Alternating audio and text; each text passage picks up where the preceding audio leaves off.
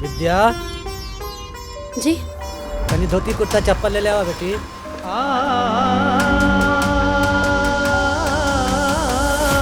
कहल जाला कि बेटी का बिया पक्का करे में बाप का चप्पल किया जाला।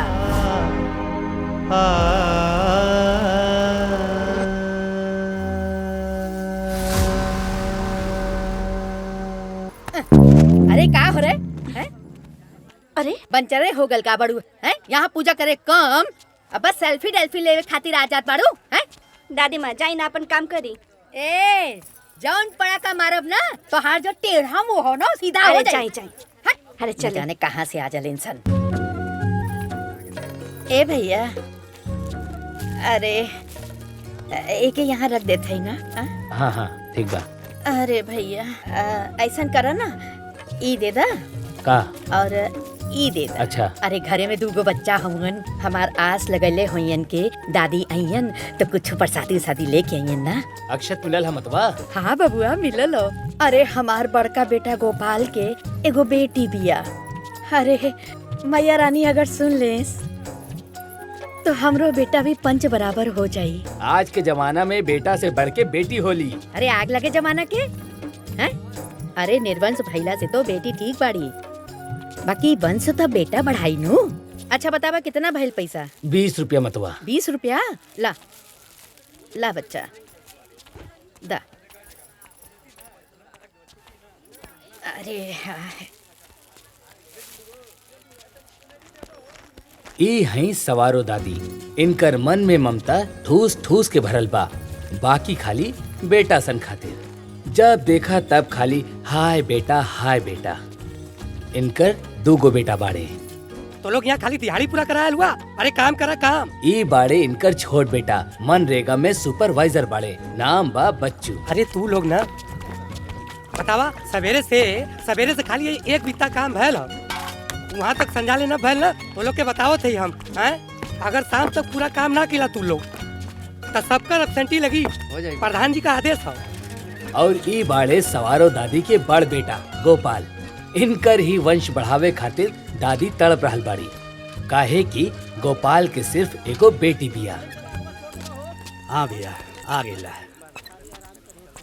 इला ठीक बा। का बुना भगत?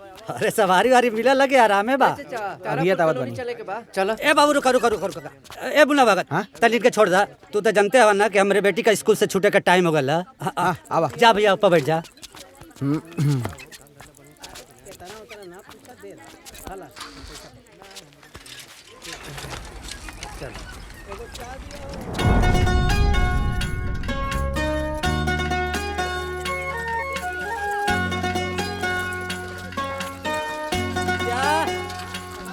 विद्या क्या बाबूजी ए विद्या अब भाई हमारे भूगोल वाला कॉपी लेते आई हां। हाँ ले आई। अब बैठ बैठ बैठ बैठ। चलिए बाबूजी।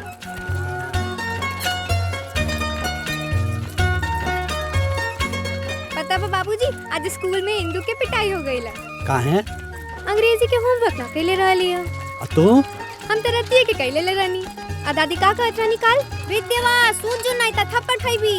बाकी हम तो जानत रहनी है जे होमवर्क ना करी उ जरूर पिटाई। यही से काल रतिये कैले नी। हमार बिटिया कितनी समझदार हो गई बिया।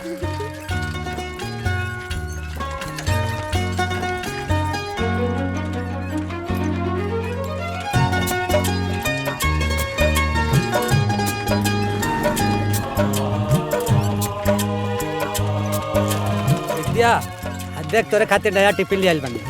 अरे वाह बाबूजी ई तो पहल का टिफिन से भी बड़का बा। जानबूझ के लिए नहीं ना बड़ा ताकि रोटी और तरकारी दोनों अलग अलग लेके आइबे। अच्छा ये बात हमरा के अब समझ में आइल।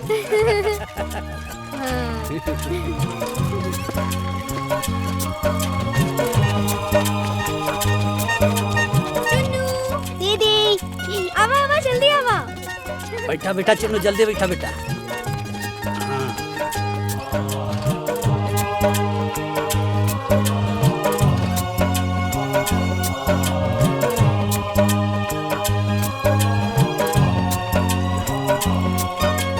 चुन्नू ये ले अपन टिफिन रख ले।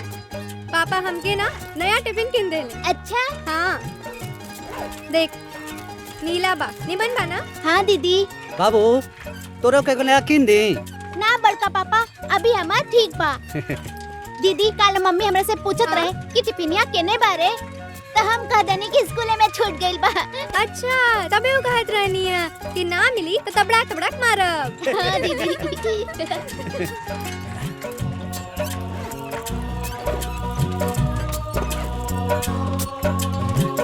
अच्छा स्कूल छोड़ दो, ये बताओ आज स्कूल में पढ़ाई का कब है?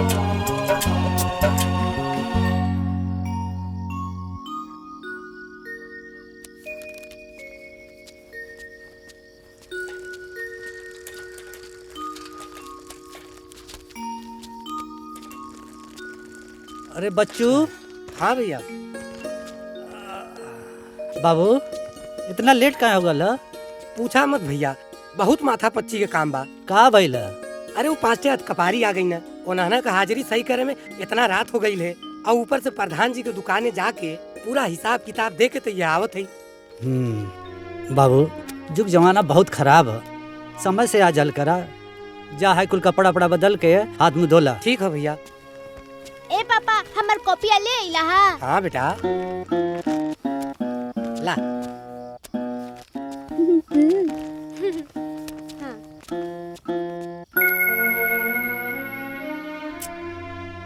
अरे सोचत का है हैं? लालटेन जलाओ, लई माचिस। हाँ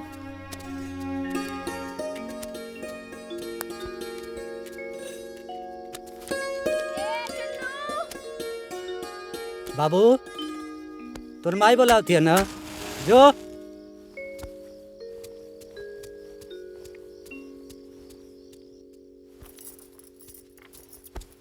माई है लुका के खा ले। तोर बाबूजी पेड़ा लेके आइल बड़े, ले खा ले।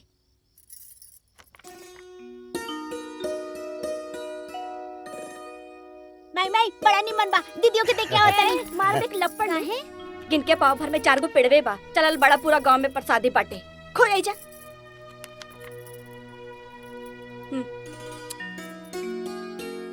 बड़ा सोन महकता। हमो खा के पानी पी ली का? माई माई बांध के रख दा तू, हम कल सुबह टिफिन में लेके जाई। खाली तोहरे मुंह बा का? अरे लड़का कहत है एक दिन तू मुंह ना चलेबू तो ना चली का, ये रख दा कल टिफिन में लेके जाई। माई माई तनी अपनों में से खिया दी का। हाँ हाँ दा ना। एका माछी का मुड़ी देले बड़ा। अरे नी झापड़ ना।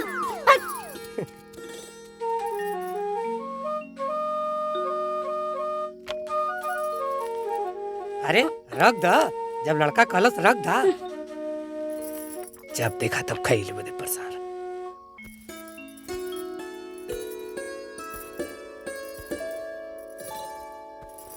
बहू तोरा कमरा में अक्षत रख देले बानी। हाँ हाँ देवी माई के नेह में चढ़ा के ओके खा लिया। जी माँ जी। अरे देवी माई के कृपा होई ना तो विद्या के भाई हो जाई। समझत बाड़ू ना का कहत है? माँ जी रहुआ काहे परेशान हुआ तनी? एगो बिटिया तो बिया ना। अरे तू लोगन के कौन समझाई के बेटा कितना जरूरी हो। माई तोरो कहना सही बा, बाकी बेटा होके चाहे बेटी इंसान के बस के बात बा। हाँ अरे भगवान जो दे दे ना आशीर्वाद के रूप में तो खुश होके चाहिए। हाँ तो अगर भगवान दे दी हाँ तो के फेंक देबा का? हैं? अलग अलग परिभाषा में हमके समझावत हुआ। अरे अभी तू लोगन के कौन सा ज्यादा उम्र हो गई? अरे ई उम्र में तो लोग अभी बिया करलन। देखा लाइनों आ गई, हम सच्चो कहत है ना? अरे एके छोड़ा, तू तो समझत हो ना? जी। जा जाके आराम करा, जा जा।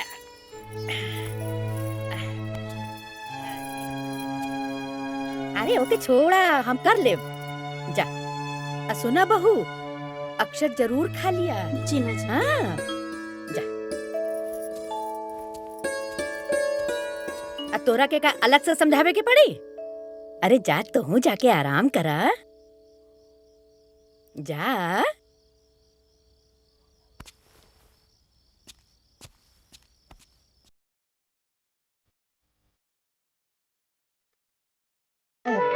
बड़ा बोलती ना था। अरे चल ना जाता। अरे चश्मा भी दिखाई पड़ा था, देखिए पूछ के।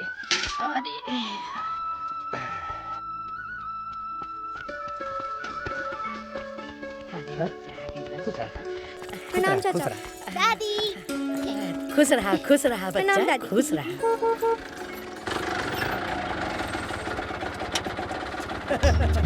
ओ दीदी मामा आ गइले मामा आ गइले प्रणाम मामा। खुश रहा जीजा जी हाँ? बढ़वा दे दी खुदरा नहीं खे। तो छुट्टा करा के चले के चाहिए ना। अरे जब रउआ बटले बाटी त का सोचे के बा। मामा मिठाई ले आइल बड़ा। ए बाबू भुला गेलिए। ताइला काहे भुला गइनी। प्रणाम जीजा जी। खुश रहा। ई का ले ले हवा। सोचली है कि 2-4 दिन रहे के बा तो गंदा कपड़वा ले ले नहीं हो दीदिया धो दिन। कितना भइल तुम्हार भाड़ा हो? प्रणाम माता जी। अरे बाप रे पिटिया तोड़ देली। अरे भाई रे। अरे हमार बेटा तोहार बहिन के मांग टिकले बा, तोर नहीं। बानर कहीं का जब देखा था मुंह उठा के चलावे के बाद। गजब बेइज्जती हो भाई। का बेइज्जती है? तुम्हार कोनो इज्जत रहे तब ना बेइज्जती हो। तोरे जैसन नंगन का इज्जत। जा तुम्हार बहन हुआ जोहत नहीं जा। ठीक बा। जब देखा तब उठा के मुँह चल जाओ। ठीक बाड़ू ना। आओ भैया अच्छा चला ठीक बा। चला।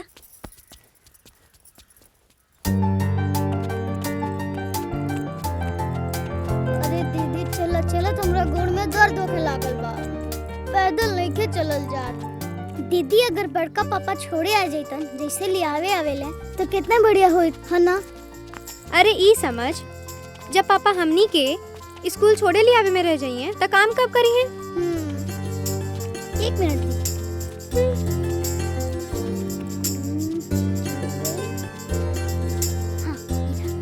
अरे भुला गईला, हमार टिफिन किना गइल बा। अरे दीदी हमके पता बा कि तोहार टिफिन किना गइल बा, खोल के तो देखा।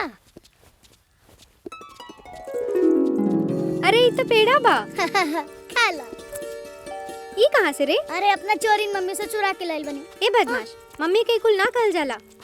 काल पापा पेड़ा लेके आइल रहन तो हम कहनी है कि दीदी के दे के आओ तनी तो जाना तारू का कहली हा? का कहली है? कहत रहली कि एक लपड़ मारेम। एक पाव में 4 गो तपेड़े बा और चल्ले गांव भर में प्रसादी बाटे। अच्छा। तो फिर हम दिमाग लगौनी और तहरा खातिर पेड़ा लेके आ गईनी। अच्छा तू खा जा दीदी। अरे दीदी हम खा ले बनी, तू खा। ते हमार छोट भाई है ना, भाई बहन के आपस में मिल बांट के खाए के चाहिए। पहले तय खो फिर हम खाई। चल। पेड़ा निमन बना दीदी। अब भाई अपना बहन क्या ना जाए तो कहाँ जाए? हाँ? न जाने बुढ़िया के कौन दाल गड़त रहेला कि हमरा भाई के देख के कर देह में पानी पड़ जाला। छोड़ न दे दिया। वो कहा वैसे भी बुढ़िया के थोड़ी न मालूम बा। ते अपना नैहर में हमरा से ब्याज के रुपया चलावे ली। हई ले ले हई ई जोकना के यहाँ के 700 रुपया और 70 रुपया ब्याज के। हई ह अलगू के यहाँ के 1000 रुपया मूलधन और 200 रुपया ब्याज के। और हई है 100 रुपया हमार कमीशन। 200 रुपया ब्याज का है। अगहन पूस मास अलगू के तो 3 महीना से ऊपर नु भइल। और 10% के हिसाब से तो छोड़ न दिया। वो कहा हो कि अलगू के बेटी बीमार बिया, समझ ले। तो हम 200 रुपया छोड़ देनी हो। बड़ा का धर्मात्मा बनल बड़ा है। जब अपने कमे बनू तब तोहर भावना देखब। अच्छा सुन, जीजा जी के पता ना चलल हो। हे दीदिया, जब ही तोर श्रवण कुमार भाई बा तब तोर हर राज हमरा जमीन में एकदम दफन रही। अरे अमर भाई, अरे आजे से चुरा लुका के ना रखब तो कैसे चली? वैसे घर में खर्चा करे खातिर तो घर के लोग बड़े बा। दीदिया 2 दिन सुतला भइल है न। भर पेट खाइला के बाद मन भर सूत।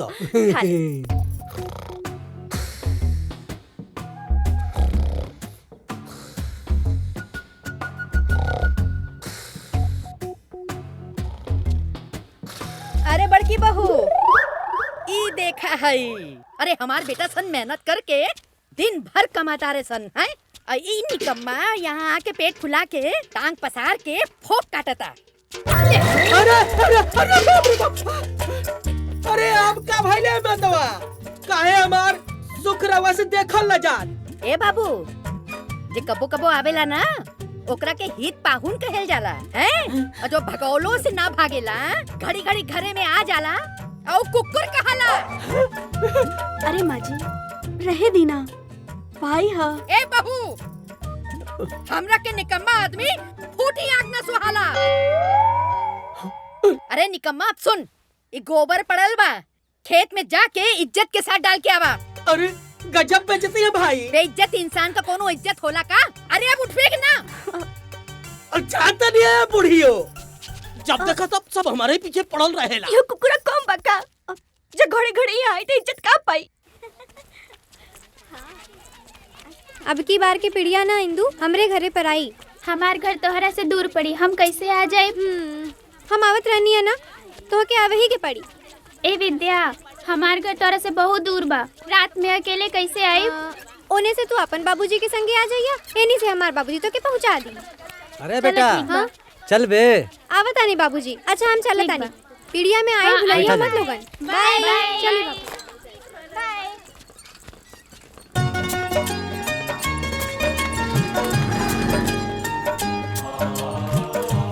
मोहन, ए मोहन, आओ जल्दी।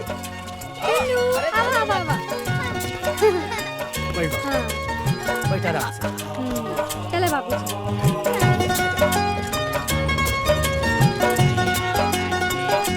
अब तो तोर पढ़ाई लिखाई सब चौपट। ऐसे कैसे चौपट हो जाए बाबूजी? दिन भर तते एनो ने लागल रहबे, हाँ?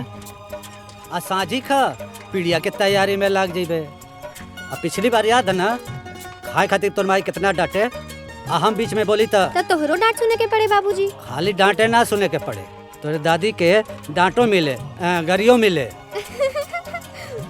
बाकी अब तू बड़ हो रहा बाड़े, ये कब चली बेटी? ये तो हमेशा चली बाबूजी, काहे कि हमार एक ही तो भाई बा। दीदी हम तालाब में सुगा पंखी के दाना देखनी। हाँ अच्छा अच्छा, तब तो रो पूरा तैयारी बा। अब तते अपने माई से रोज पिटाइबे। काहे पिटाई बड़का बाबूजी? अब विद्या के साथे लागल रहबे तब कुल पढ़ाई लिखाई चौपट होई ना। पढ़ाई करे खातिर तो पूरा दिन बाटे बाबूजी, पिड़िया तो रात में लागेला। हाँ। हरिंदर भैया अपने लड़किया खातिर लड़का खोजत हुन, मिलते ना। कहाँ है बच्चों?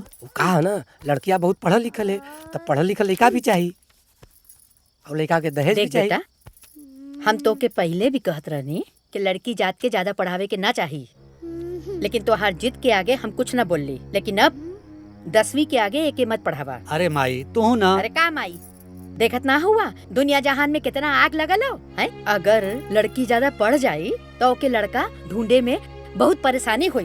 फालतू की बात बतिया। काहे अम्मा, पढ़ल लिखल लड़की के ब्याह ना होला का? होला काहे ना दीदी, बाकी दुनिया भर के दहेज तो देवे ही के पड़ेला ना। तोहार बोलब जरूरी है का? चुप ना रह सकतू? अरे काहे डांटा था, वो तो सही कहती है। चार लोग जब बतियावे ना तब बीच में ना बोलल जाला, बुझलू? हम अपने लड़की के ऐसा बना दे, इतना लायक बना दे क्योंकि पढ़ाई लिखाई रंग रूप देख के ना लोग टप से तैयार हो जाए ब्याह खातिर। जमाना बदलत है माई, कहो बच्चू। ठीक कहत हुआ भैया।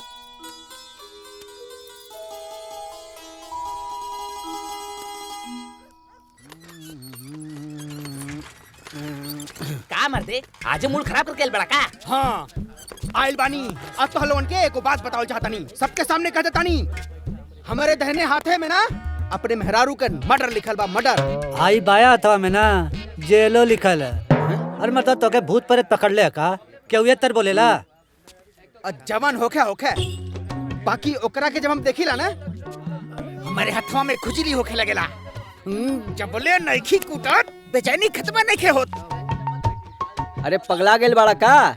अरे मर्दवा तू सुसरी वैसे हैबे करे। अब आज भात खाए के मूड रहे तो रोटी बना देलस, और कल रोटी खाए के मूड रहल भात बना देलस। बस काम धंधा सब कुछ डिस्टर्ब कर देले बा। यही बाती पे जी भर के इतना कुटनी कहत रहल चिल्ला चिल्ला कि हम मर जाब, हम काली जो जाके मर जाब, हम जान दे दे वापस। अरे काहे इतना हल्ला हो तो वहाँ पे आए? हमका जिए इनके नहीं के।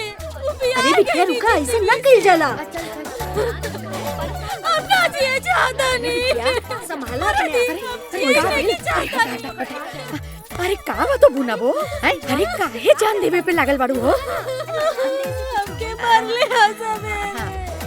हम ना जियो। जिया। अरे बतावा तो भइल का? रोटी बनावा तो दाल खातिर मारे, दाल बनावा तो रोटी खातिर मारेला। तब से सात ब्याह गई निया, अब जिया की जना। अरे ना ना ना, अरे बतावा। हमके मर जाए तो। अरे ना ना ना ना, हैं? अरे इतना कुल घरे में हो गए लो, तू एको दिन हमके ना बतैलू। अच्छा ये बतावा काहे मारे लाऊ? बतावा तो काहे मारे लाऊ? चूल पोता तो कहीं पोछा न लगा ले, पोछा मारा तो कहीं खाना ना बना ले, कहीं रोटी बनाओ भात ना बना ले, भात बना ले दाल ना बना ले। अरे इतने से बात पे तू मरे जाता रू, हाँ ना? अरे एकरा के तो हम ऐसे ही हल कर दे। अब सुना सुना,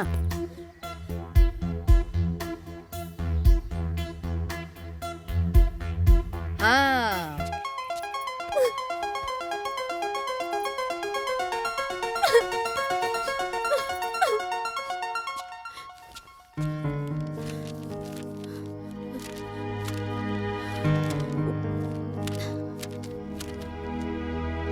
चूंकि परमाणु और अणु दिखाई नहीं देते, इसलिए उनकी चुंबकीय विकिरण के साथ उनकी दूसरा इसमें क्या था? का भइल बेटी? कुछ ना बाबूजी। हम देखा तानी कि तू बहुत परेशान लगता रे, का बात बा?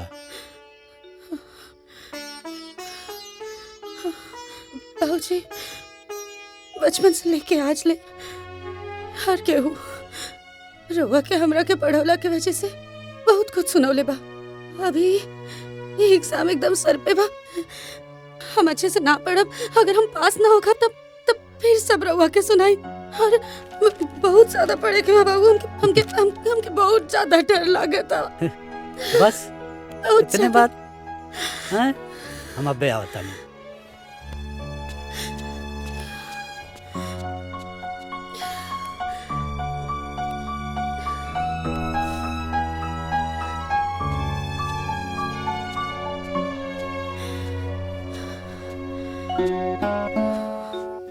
बेटी, इंसान के अगर सबसे ज्यादा कोनो चीज कमजोर करेला ना तो वो है डर। हाइला दुर्गा माता का लॉकेट है, एके पहन ला। दुर्गा माता तोके शक्ति दी है, तोके निडर बनाई है, और एगो निडर इंसान अपना साथे साथे पूरे समाज का भला करे ना। ये पहन ला।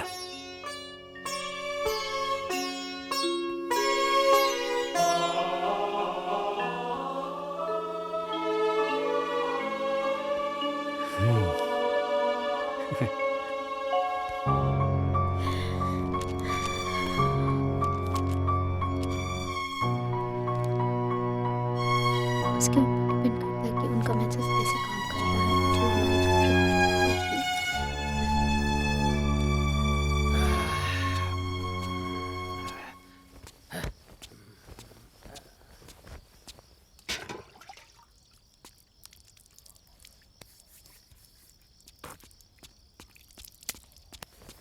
ए जी मीठा पानी ले आई।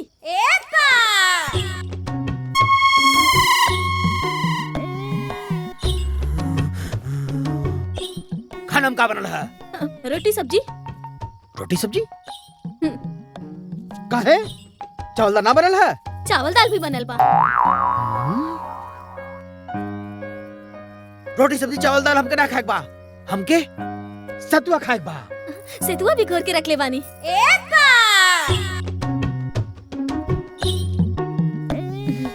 ऐसन बा सतुआ ना, हम दही चूड़ा खाएब। चूड़ा दही भी भिगा के रख ले बानी। हैं?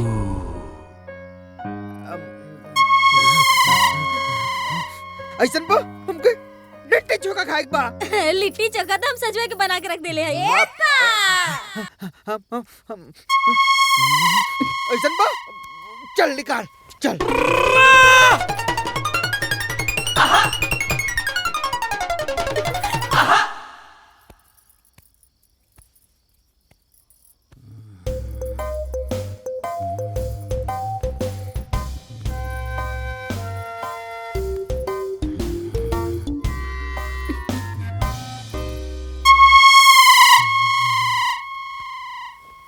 ए जी, आज के खनवा कैसा लागल हा? चुप चुप चुप, पैर दबाओ।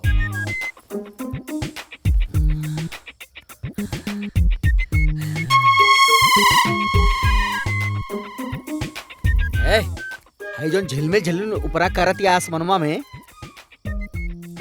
हाँ, तो राम जी के गाय है इंसान। अच्छा गाय है तो का करत है सन? चरत है इंसान।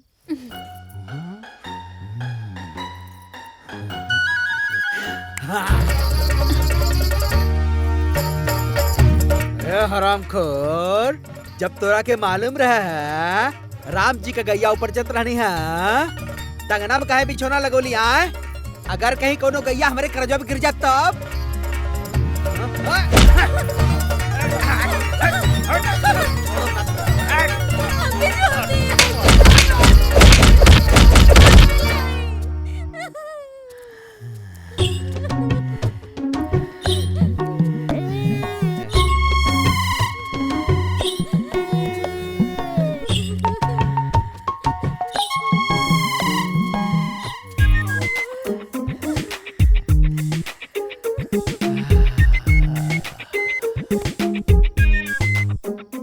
कुकुर के ना खाली मारे के बहाना चाहिए, बिना मरले ना छोड़े दादा।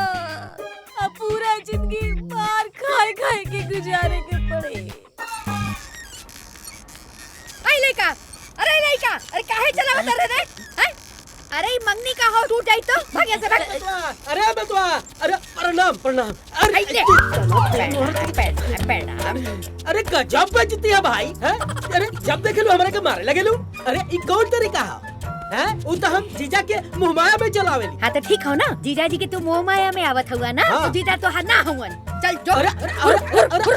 अरे गजब बेइज्जती है भाई। ई तो बता दे कि जीजा जी गइल कहाँ बाड़े? तो हाँ जीजा जी ना तोरे मतिर निकम्मा ना हुवन, उ गइल हुवन काम काज करे। अरे मामा कुछ ले आयल बड़ा कि बचपन से चुनवा लगावताड़ा। चूना ना, चीनी। चीनी? हाँ। अरे चीनी काहे बदली आयल बाड़े रे? यही बदे कि बस हलवा बनवाई, खुद खाई, अम्माओ खियाई। अरे वाह, बड़ा खर्चा कर देला। पुड़िया में दही के चीनी लेके चलेला, ला शर्म भी नहीं। अरे चाची। हाँ। अरे चाची हाई लेला बहना। बहना लिया बता। ये बहना के क्रिया का हो? उनके घरे बियाह रहल ना, उन्हीं के घरे से आयल है बहना। हाँ। ओकर बियाह हो गइल? कैसे कैसे बियाह भइल भाई हमनिए के पता बा। इतना पढ़ लिख ले रहली ना कि पढ़ाई लिखाई के चक्कर में लड़का मिलता ही ना रहे ओकरा। जनपद बाबू की लड़का इतना करिया बा, वही से करा देले। तब तो बियाह भइल, नहीं तो उहो ना होता है। अच्छा चाची बहुत जगह बांटे के बा, चला तानी।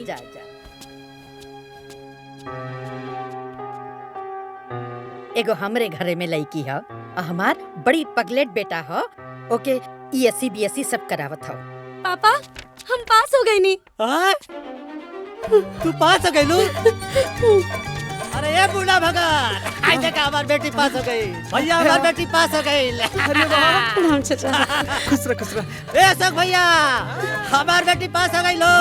आ बेटी बैठ। बड़ी खुशी की बात है। ए तपेश्वर बाबू, हमार बेटी पास हो गई। ला बेटी। ए रामू भैया, हमार बेटी पास हो गई लो।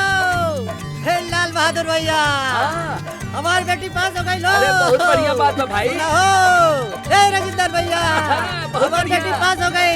काटे काका, हमार बेटी पास हो गई। ए राज बहादुर भैया, आज सबके चाय पिया, हमार बेटी पास हो गई भैया। ए जगमोहन चाचा, हमार बेटी पास हो गई। ए धर्मेंद्र बाबू, हमार बेटी पास हो गई। ए दिलीप बाबू, पास हो गई हमारी बेटी। एक किताब काका, हमारी बेटी पास हो गई। एक महीना भैया, हमारी बेटी पास हो गई। अरे जवान के नाम आज हम बहुत खुश हैं। जल्दी से रसिया पूरी बनवाओ और पूरा गांव में बंटवाओ, सबके खियाओ। ए विद्या कमाई। भइल का हो बेटा? का भइल? हम BSc पास हो गई नी दादी माँ। अच्छा।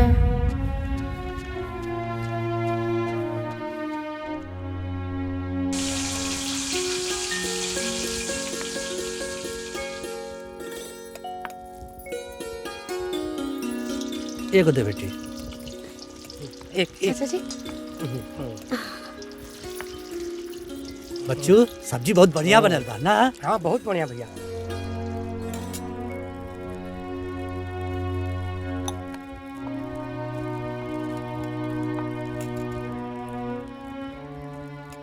माई का भाई धीरे धीरे खात बाड़ू, अच्छा ना बनल का? ए बाबू, हम एक के हाली सब बोलब और तू लोगन के जौन जौन बोले के हो तो पहले बोल दा। अरे माई केहू कुछ ना बोली, बोला जौन तो के बोले को हो। हाँ तो अब पढ़ाई लिखाई बहुत हो गए। अब विद्या के बियाह खातिर लड़का देखल शुरू कर दा।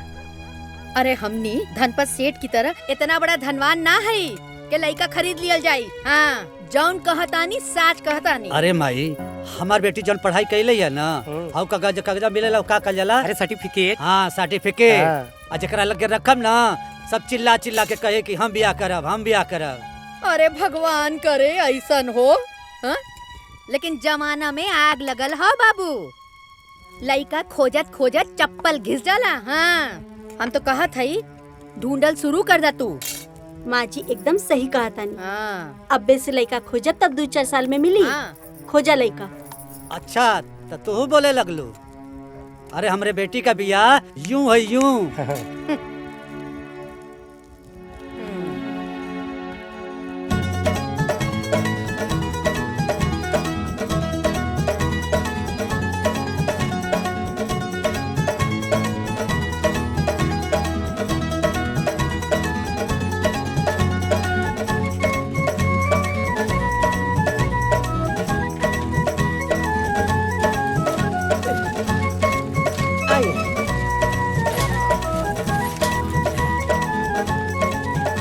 ए बड़का भैया, हमार जानल पहचानल घर बा, पार्टी एकदम तगड़ा बा, समझली? लइका बा कंप्यूटर के कोर्स करेला, कौन और जगह जाए जरूरत नहीं खे, समझली? एकदम खुल के बात करी। आई आई भैया। हाँ के? अरे प्रणाम प्रणाम। आई आई आई दे तनी कुर्सी बैठी। बैठल जा बैठल जा बैठल जा। चलो बैठा बैठी बैठा। आई आवा ला ला। अरे हरिया तनी चाय पानी ले आवा। बताई जी, यहाँ कहीं गोपाल बाबू और बच्चू बाबू हमार जीजा जी, अरे यहाँ के दोस्त है और हमरा के जनते बानी। देखा भाई साहब, हमके बहुत घुमा फिरा के बतियावे ना आवाला। आपके यहाँ बहुत लड़की वाला आयल हैं बियाह शादी करे बदे, पर हमरे भतीजी के कौनो जोड़ नहीं खे। अच्छा भैया दिखावा ना। हाँ लाई। हाई देखी सर्टिफिकेट 10 में 92%, हाई 12 में 94%, हाई BSc 96% फर्स्ट क्लास। आई हमारे बिटिया का फोटो बा विद्या। देखी देखी लड़की रूपवान और गुणवान बा। आज के डेट में सबके लड़की रूपवान होले गुणवान होले, लेकिन दहेज कितना देबा ई बतावा। अरे महाराज दुल्हन ही दहेज होला। ये सब कहे वाली बात है। कै लाख देत हुआ ये बतावा। देखिए जी, हम रिक्शा चलाई ना, नगद देव के तो शक्ति नहीं खे, बाकी राउर श्रद्धा हम जरूर करब। ए ले जाए के लेके जो यहाँ से। ऐसे कहीं बियाह तय होला का? अरे कै लाख नगद देत हुआ ए पर बात करा। जा जा यहाँ से।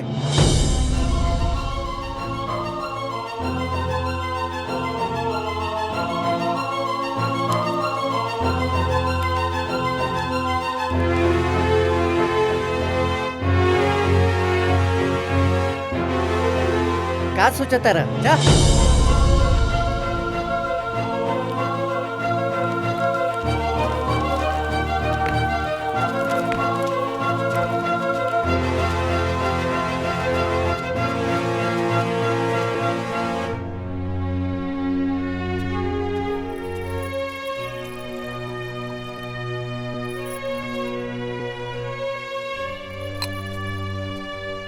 हम कहत रही के लड़की के आगे मत पढ़ावा, लेकिन हमार कौन सुनत हो, झटकार दिलन सन। अरे माई तू परेशान मत हुआ, दुनिया में बहुत लड़का मिली। ए बेटा, ई उम्र में ना हम समाज का परिपाटी कुल जानीला हैं, और तू लोगन का जनबा हैं? अरे 5वीं पढ़ा देता और कोनो रिक्शा चलाए वाले का लड़का के साथ में इकर बिया कर देता और पढ़ावा एसी वेसी तल्ला लड़का को जा। अरे माई बेसी अंतर ना रहे, बस दहेज के लेकर थोड़ा ऊंच नीच हो गई, बाकी सब तो ठीक है रहे। कहो दहेजे तो असली काल बा। माई तू चिंता मत कर, हम दोनों भाई मिल करके कर ले हल बिया। हाँ तो करा, जौन मर्जी करे तौन करा।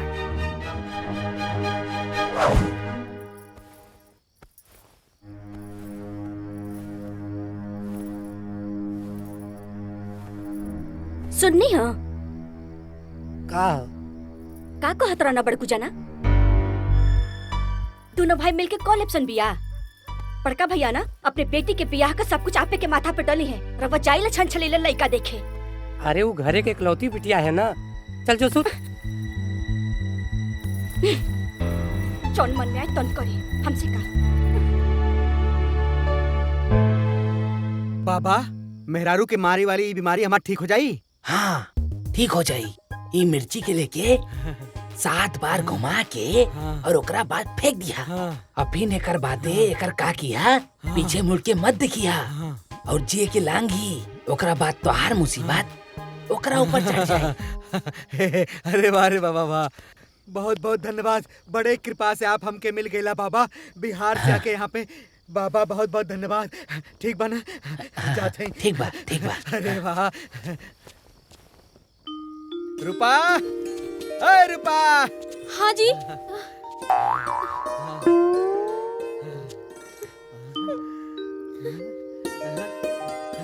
अरे बाबा जी के टुटका काम आ गल, हमारी बीमारी ठीक हो गल।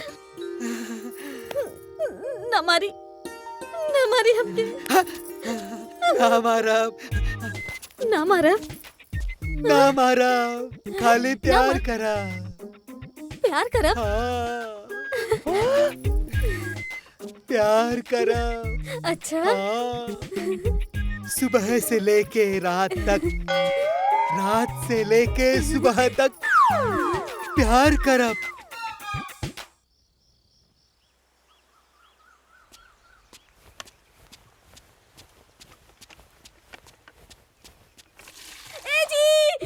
जल्दी जी। अरे अब का हो गल भाई? रुका देखी। यहाँ देखा काका फेकल बाजी, कहाँ देखा? अरे यहाँ का कर खाती आइल रहलू? कचरा फेंके। अरे कचरा फेंके क्या और कोनो जगह ना रहल का? अरे तो कितना बार मना कैली, का जरूरत रहे वहाँ कूड़ा फेंके लगा? अरे झाड़ू पोछा के लिए हो तू, जाके नाश्ता पानी सब कुछ बनौले हो तू, बिना मतलब के तू अपन कूड़ा पे। अरे कौन जरूरत रहे तो सुबह सुबह नाश्ता बनौले का? हम रोटी सब्जी बना देला वही बतावा, बिना मतलब का है? ऐसा कौन जरूरत रहा है? चुप।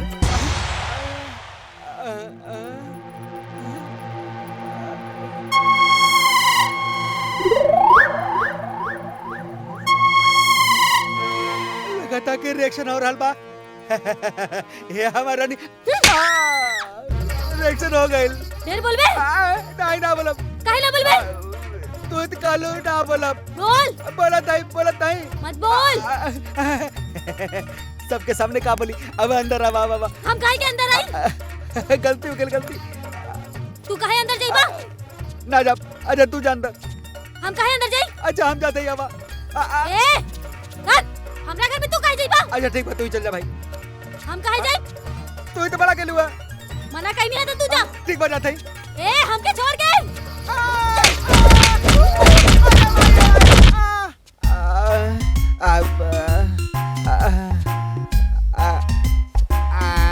बाबू, बाबू, अरे बाप रे बाप, अरे ट्रकवा कहाँ खो जा? अरे माई रे माई, अरे माई, ऐसा करनी, ऐसा मरनी, जैसे करनी वैसे भोग पावा, लात खा के फिर तू पछतावा। ए बाबू, लगत है पूरा जिंदगी मेहरारू के लात खाते जाई। अरे बाप रे बाप, अरे माई रे माई, बच्ची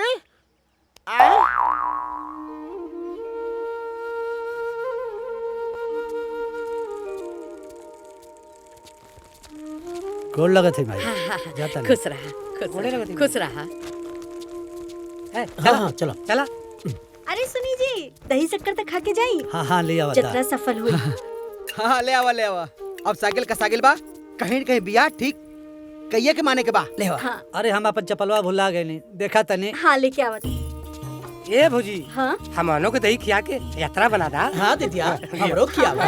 अरे बेटा विद्या जी, नौका चपलवा ले ले आओ बेटी।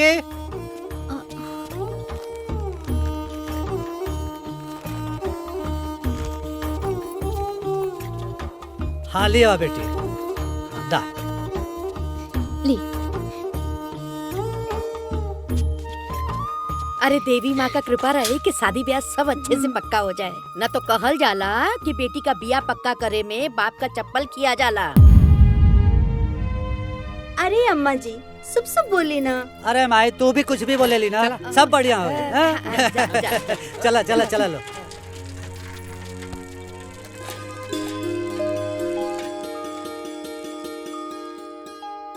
हाय देखे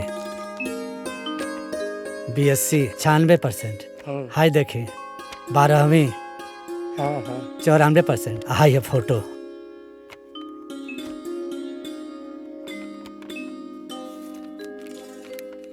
ये मार्कशीट और नंबर से हमरा के कोनो मतलब नहीं खे। ये बतावा माल कितना देबा माल? देखी हम गरीब आदमी है, रिक्शा चलाई ना, लेकिन कुछ न कुछ तो करबे करब अपनी बेटिया खाते। जब औकात नहीं बते मर्दवा काहे आ गइला? भैया जा यहाँ से।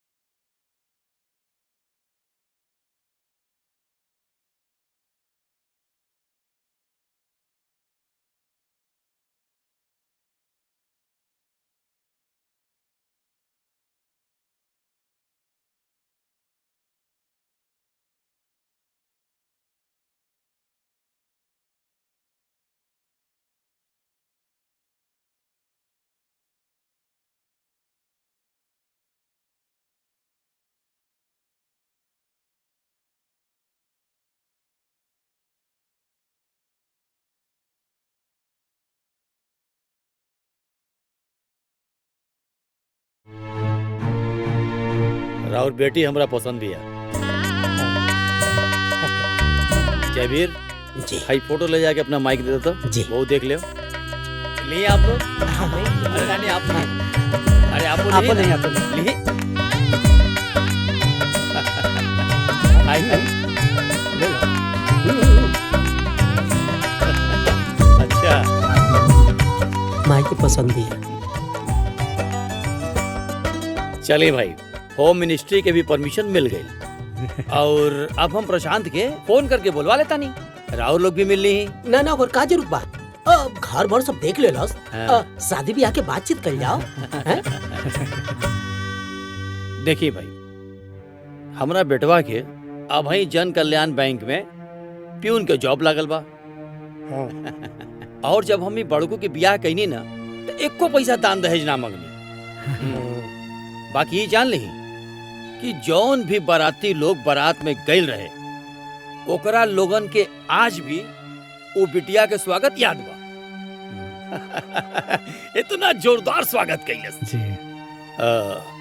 हमरा के तो राउर से यह कहे के बा कि हमार बेटा शान से कह सके कि ओकर बियाह उचित सम्मान के साथ भइल रहे और हमहू शान से कहीं कि रउआ हमार समधी हैं। जी रउआ यहाँ हमार समधियान है। जी जी हमरा अंगना ले लेके राउर मंडप तक जे भी देखे ना वो खुश हो जाओ। हम इहे चाहतानी। हमार एके बिटिया भी है। अच्छा अच्छा। स्वागत में कोनो कमी ना रखा। हमरे बेटा के चानी के सिकरी पहना होता रहा। बारातियन के स्वागत में तू लड्डू से पानी पिया होता रहा। छेना नहीं के। अरे अरे हम ना जनली के इंसान इतना बड़का भिखारी होई। अब दहेज ना मंगनी देकर का मतलब तो कुछ होना देबा। रुपया पैसा तो छोड़ा। अरे कम से कम हमरा प्रतिष्ठा के मुताबिक तो तोके गहना गुड़िया तो देवे के चाहिए। बाहर तो ये सुने में आवता कि जौन गहना तो अपना बिटिया के पहनीले बड़ा वो असली सोना ना है।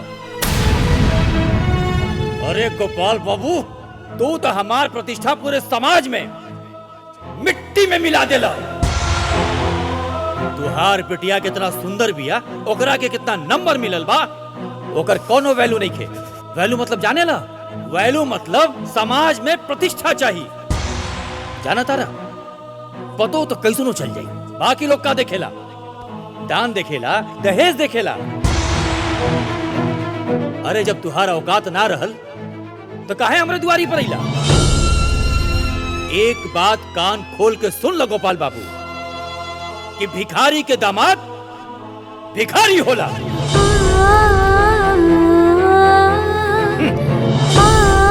भिखारी बाप भिखारी परिवार भिखारी समाज। तोहरा जैसन भिखारे इंसान के औकात हमार समधी बनल तो दूर। अरे तू तो हमरे घरे में नौकर बने के बराबर भी नहीं खो।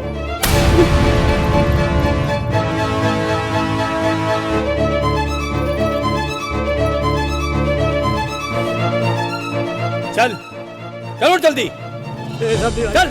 समधी भाई रुकी। अरे छोड़ा नहीं सब रोवे का ड्रामा। समधी भाई धोखेबाज कहीं का।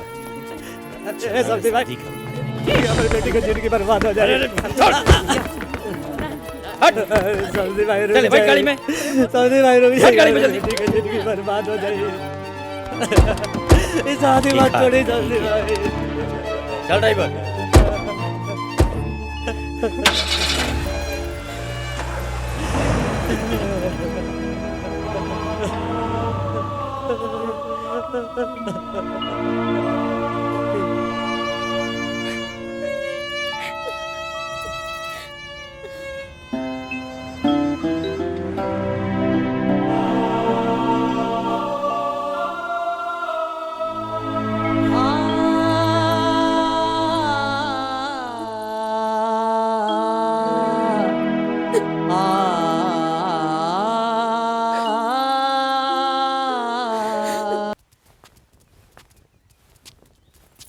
गोपाल जी हमनियों को जन सट्टा बयाना का पैसा बाकी बा न ओके क्लियर करी। दूसरो जगह सट्टा बा।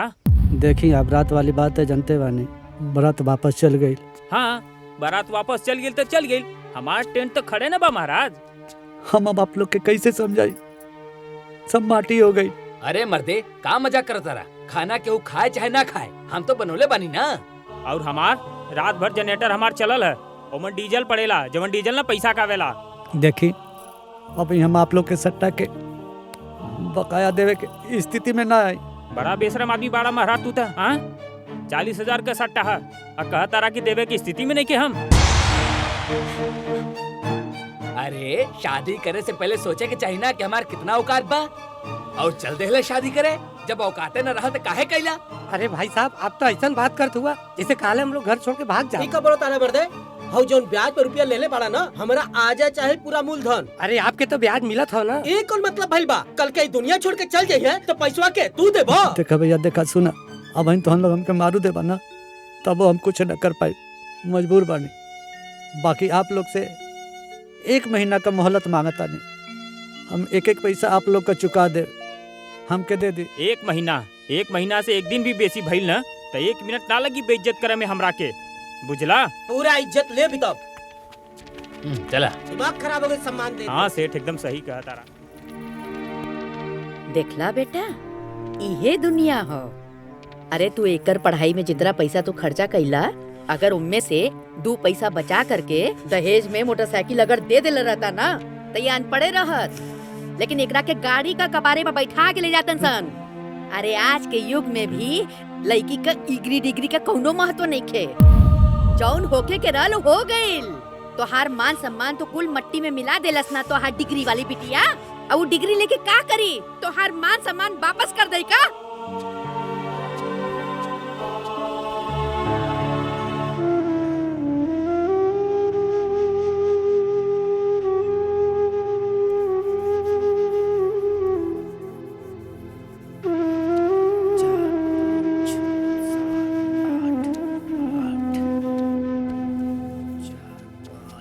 बड़का जीजा, ए बड़का जीजा, अरे ये सब काम धाम छोड़ी। अरे एगो हम बहुत बढ़िया खुशखबरी लेके आयल बानी। अरे का खुशखबरी है? अरे सुनबो तो मन खुश हो जाई। अरे महाराज बताइए कर बा। ना हम यहाँ केहू के कुछ ना बताए। रउआ लोग चली भीतरी, हम सब केहू के सामने बताए। चली चली चली चली, आई आई आई आई, चली चली, बहुत निर्मल खुशखबरी बा। खुशखबरी है, बताइबा। अरे आई लो, ए दीदिया, ए बतवा जी, अरे सब केहू बहरी आई लो। का भेल रे? एगो खुशखबरी लेके आयल बानी हो। अरे कौन सा खुशखबरी बा? अरे ललिता गांव में ताजा ताजा एगो ब्याह टूटल बा। अरे घर निमन, परिवार निमन, हम तो बातों कर लोले बानी। अच्छा जानता नहीं, ब्याह तो यूं हो यूं, खाली हमनी सबके पहुँचला के देरी बा। अरे बेटा, इतना बढ़िया चांस तो बहुत कम मिलेला। जा जाके ब्याह तय कर दा। अरे अब सोचत का बाड़ा? अरे कम से कम कपार पर से भार तो कम हो जाए। हाँ जीजा जी, ऐसा मौका छोड़े के नहीं खे। अरे यह सीजन में बाजा बाजी। और सबसे बड़का बात ये बा कि लड़का पार्टी भी तैयार बा। लेकिन बाबू, बिहार टूटल कैसे?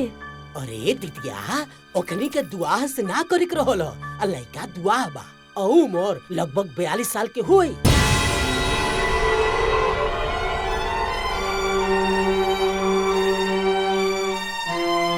42 साल के दुआ से हम अपने बेटी का ब्याह ना करब।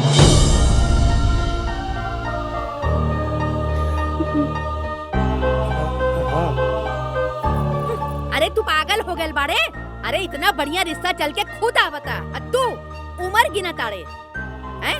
अभी इतना समस्या भइला। अरे साल 2 साल के बाद में एकरा के दुआ हो ना पूछी। वाह दादी,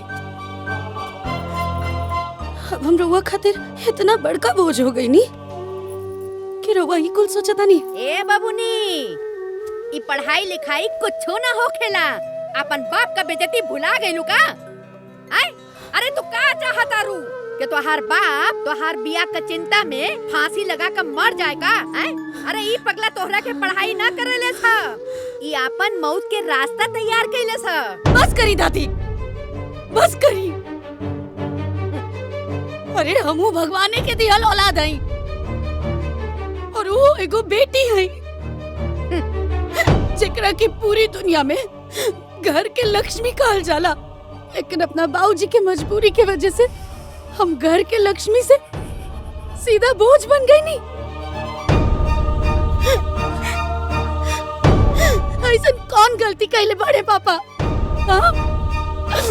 बस हमरा के पढ़ा लिखा दिया ही है ना।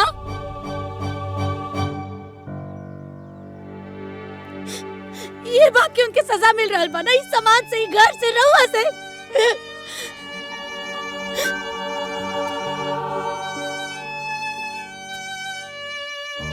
बाबूजी,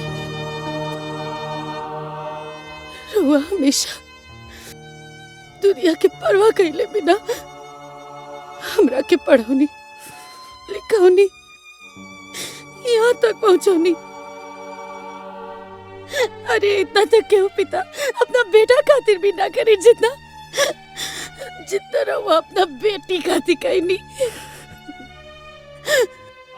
बस एक बेर और भरोसा करी पापा, एक बेर और। बस हमके एक मौका चाहिए। हम आगे पढ़ल चाहता नहीं पापा। हम पढ़ लिख के इतना सक्षम बनल चाहता नहीं, इतना सक्षम बनल चाहता नहीं कि सब लोग के बताएं। अगर हमारे बाबूजी बचपन से लेके आज ले हमारे दहेज इकट्ठा कैला के बजाय हमरा के शिक्षित बनौले तो वो बहुत सही कैले। हम इतना काबिल बनल चाहता नहीं बाबूजी कि हमरे बाबूजी के दूल्हा खोजे खातिर दूसरे लोग के पास जाए की जरूरत ना पड़े। दुनिया भर के लोग रिश्ता लेके हमरा बाबूजी के द्वार पर आए। बस इतना ही सक्षम बने के बाप के।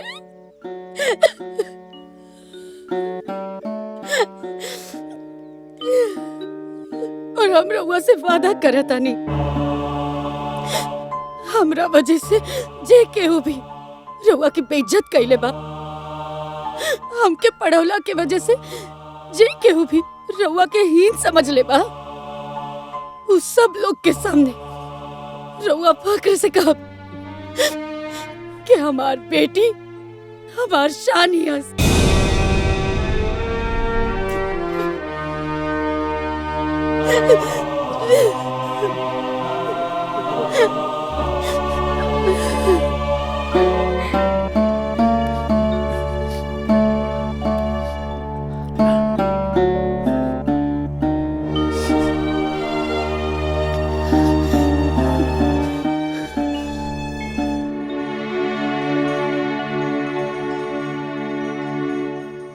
बताई अम्मा जी कितना बढ़िया रिश्ता आयल रहल।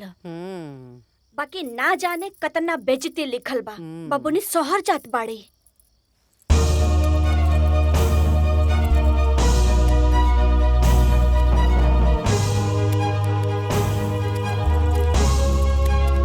ला दीदी।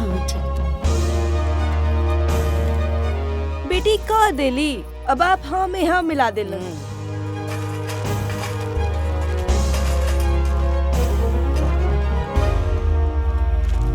एको बेर रउआ से ना पूछाइल ह। हमरा तो कुछ कहे ही के नहीं खे। जेकरा जौन मन करे ऊ करे, जहाँ जाए के बा उहाँ जाए।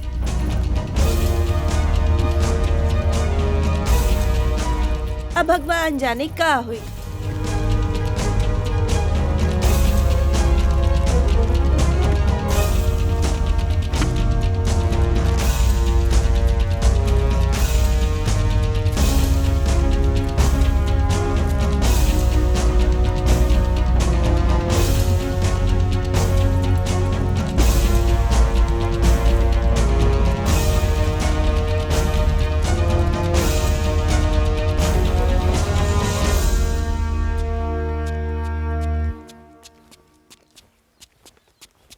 पूना भी पकड़िया। बिटिया देखा, अच्छे से पढ़ाई लिखाई करिया और अपन ध्यान रखिया। हाँ माई, तू भी ना खाना पीना अच्छे से कहिया। ठीक। और बिटिया अपन ख्याल रखिया। प्रणाम चाची। अपन ध्यान रखिए माई।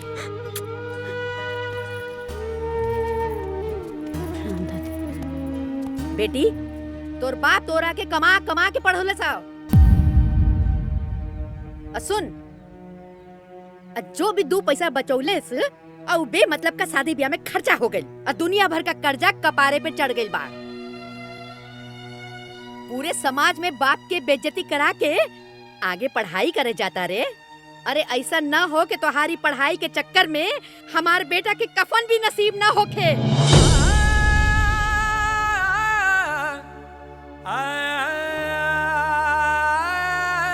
ओकरा के कफन खातिर भी हमने के दोसर के आगे हाथ फैलावे के पड़े।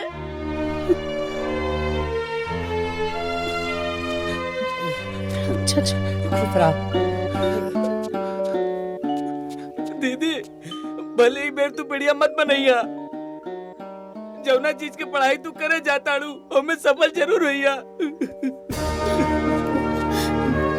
रोवा ना बाबू।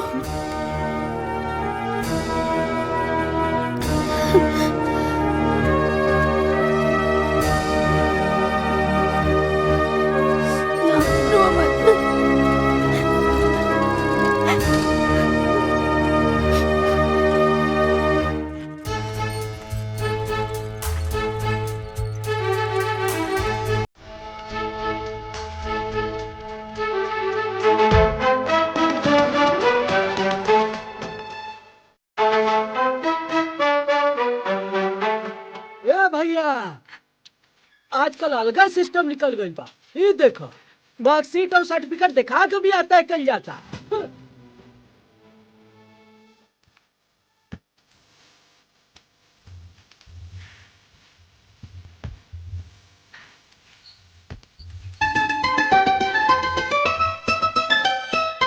ए भैया, कुछ बेटी ऐसन होली जे अपना माँ बाप के सम्मान बढ़ावेली और कुछ बेटी ऐसन होली जे अपना माँ बाप के भाग्य गिरावेली। इनकरा जैसे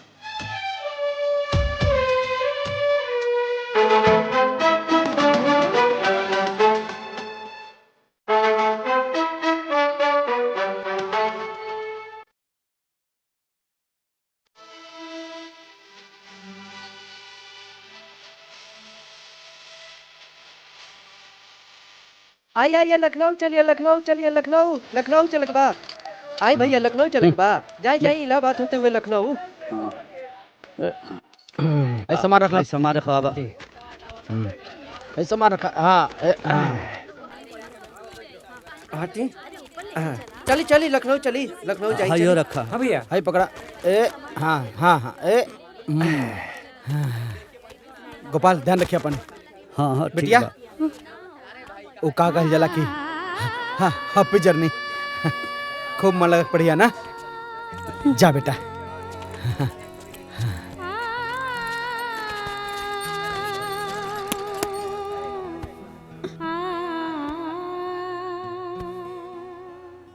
ए छोटू यहाँ आओ। जी भैया। ई उहे लेके बिया ना जेकर अखबार में फोटो छपल रहे, भारी बेइज्जती के साथ बारात मंडप से वापस। हाँ लागत तो उहे बिया। छोड़ा अपन काम कर। अरे पगली, ते काहे दुखी होता रे? अरे बहुत लोग के बारात वापस गइल बा। ये फालतू लोग के बात ना सुने के चाहिए। तोर बाबूजी हो ना तोरा साथे, हैं?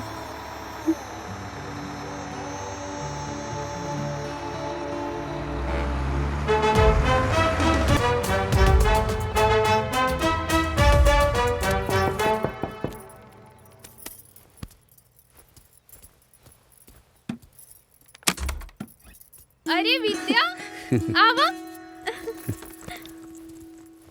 हाय दी चाचा। अल्लाह। बैठी चाचा।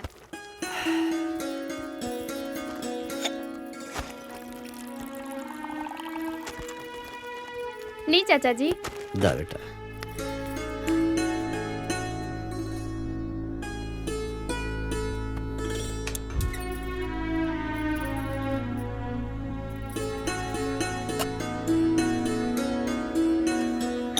बेटी हम जाते हैं। अरे चाचा जी चाय बनाओ तनी, चाय पी के जाए। ना बेटा, लेट हो जाए और रात हो जाए। हाय ला।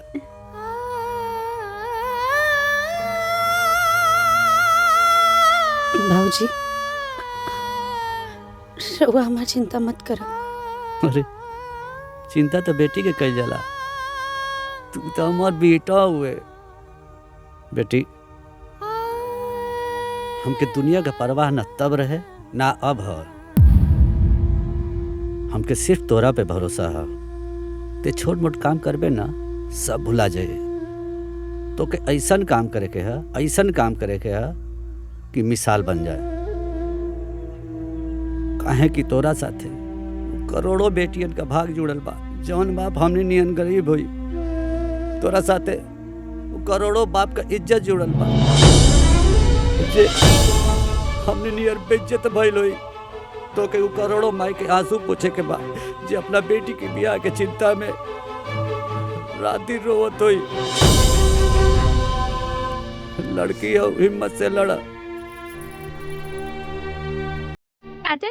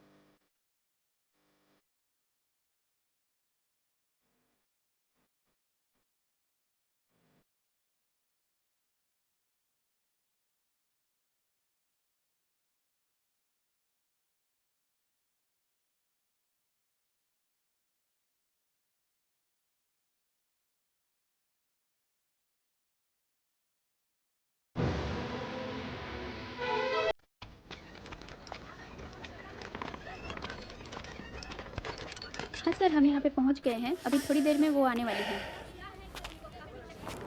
हाँ जी।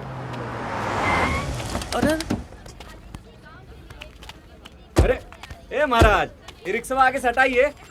साहब हमार बेटी आए वाली बिया, वही के ले जाए हैं। अरे आपकी बेटी प्रधानमंत्री है क्या? 2 कदम पैदल नहीं चल सकती है। अरे महाराज उधर लेके जाइए, ले जाइए। ठीक है। गाड़ी यहाँ साइड में लगाओ। सुनो, कैमरा इधर पैन करके रखना, जो भी फुटेज मिलेगा यहीं से मिलेगा। सुनो, तुम ध्यान से अपना काम करते रहना। बाबू क्या होता कितना कैमरा वैमरा ले करके भीड़ लगौले बाड़ा जा। अरे चाचा, एगो लड़की ये कोनो गांव के हिया, जौन बहुत बड़का परीक्षा IAS टॉप कैले बिया। अच्छा, हमरो बेटी आवत है, वो शहर में पढ़े ले।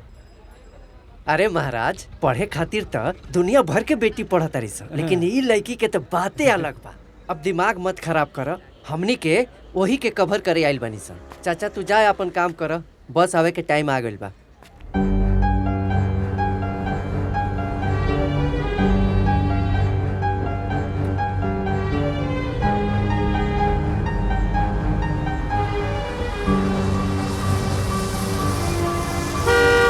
हाँ चलो चलो चलो जल्दी चलो जल्दी चलो। कैमरा अच्छे से चलो। मैम मैडम जी, इस जौन की धरती पर आपका स्वागत है। कैसा महसूस कर रही हैं आप अपने क्षेत्र में एक अफसर के रूप में आकर? ये बताइए हमको, जनता जानना चाहती है, सुनना चाहती है। हमारा चैनल पूरी दुनिया में आपका ये सफर, आपकी जर्नी दिखाना चाहता है। मैडम जी आप बोलिए, सच्ची खबर अपने दर्शकों को बताना चाहता है। बताना चाहता है कि एक छोटे से गाँव में कैसा फील होता है, छोटे से परिवार की लड़की IAS बन के आप पहुंच गए। किसी को पास करके शेयर करना हमेशा काबिलियत को दर्शाता है। बताइए मैडम, कैसा रहा आपका सफर? कैसे क्लियर किया आपने UPSC का एग्जाम? कितनी मुश्किलें रही, कितनी कठिनाइयां सामने आई? मैडम कुछ कहिए मैडम जी, कुछ बोलिए, जनता आपको सुनना चाहती है। इतनी बड़ी सफलता मिलने के बाद एक खामोशी आपको शोभा नहीं देती। कुछ तो बोलिए मैडम, कुछ तो बोलना पड़ेगा मैडम, कुछ तो बोलना पड़ेगा, जनता आपको सुनना चाहती है। मैडम हम चाहते हैं कि आप अपनी खामोशी को तोड़िए और अपने सफर की पूरी कहानी अपनी जुबानी हमारे दर्शकों को सुनाइए। कुछ कहिए मैडम। मैडम इस तरह मीडिया के सवालों का जवाब दिए बिना मत जाइए, हमारे दर्शक ये जानना चाहते हैं। मैडम कुछ तो बोलिए आप।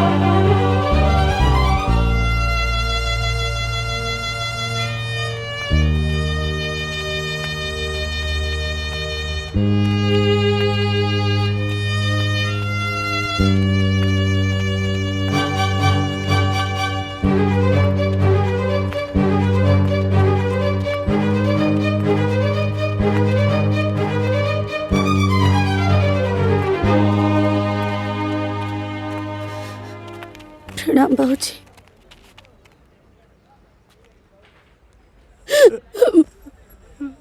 हम IAS के परीक्षा में टॉप करने वाली बाबूजी।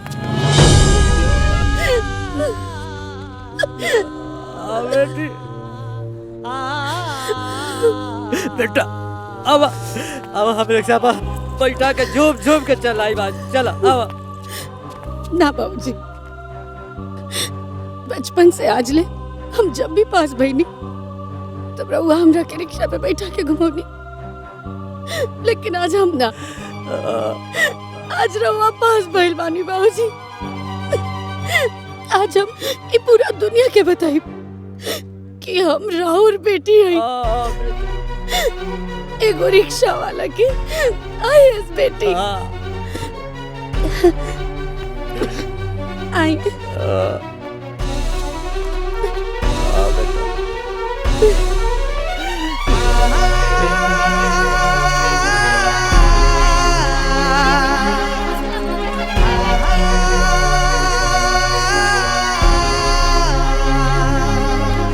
ओके। कहते हैं कि लहरों से डर के नौका पार नहीं होती और कोशिश करने वालों की कभी हार नहीं होती। ये कहावत फिर से एक रिक्शे वाली की बेटी ने IAS टॉप कर ये कहावत साबित कर दिया है। जी ये वही विद्या जी हैं जिन्होंने अपने बाप का समर्थन ही नहीं बल्कि पूरे देश में अपने बाप का नाम रोशन किया है। किसने सोचा था कि 1 साल पहले जिस लड़की की शादी टूटने की खबर सुर्खियां बनी हुई थी, ठीक 1 साल बाद IAS बनने की खबर सुर्खियां दुनिया बनी। विद्या ने जो मुकाम हासिल किया है वो हमेशा याद रहेगा। जिस रिक्शे पे इनके पिताजी इन्हें बिठाकर घुमाया करते थे, आज उसी रिक्शा पर विद्या जी आज अपने पिता को बिठाकर घुमा रही है। हमें फक्र होना चाहिए अपने इस देश की बेटी पर जिन्होंने देखो हर तारू हो। मुश्किल से लड़ते हुए ये मुकाम हासिल अरे तो उहे लड़की है बिया जेकरा से कि हमने के बियाहवा तोड़ देनिया जा। अरे ये तो आईएएस टॉप कर गई बिया। और अपने इस सफर की पूरी कहानी अपनी जुबानी हमारे दर्शकों को सुनाइए। कुछ कहिए मैडम।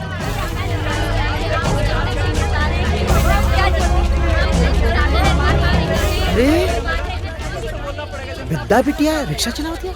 मैडम हम चाहते हैं कि आप अपनी खामोशी को तोड़िए। गोपाल भैया ऊपर बैठे ना, जरूर कोनो खुशखबरी बात बा। आप आईएएस बनने के बाद पहली बार यहाँ पर आई हैं। आपको कैसा लग रहा है मैम? मैम प्लीज बताइए। मैम बताएंगी? अरे वाह बिटिया रानी वाह। प्रणाम चाचा जी। खुश रह बेटा खुश रह। अरे भाई गोपाल भाई बहुत बहुत बधाई हो। बूंदा भगत।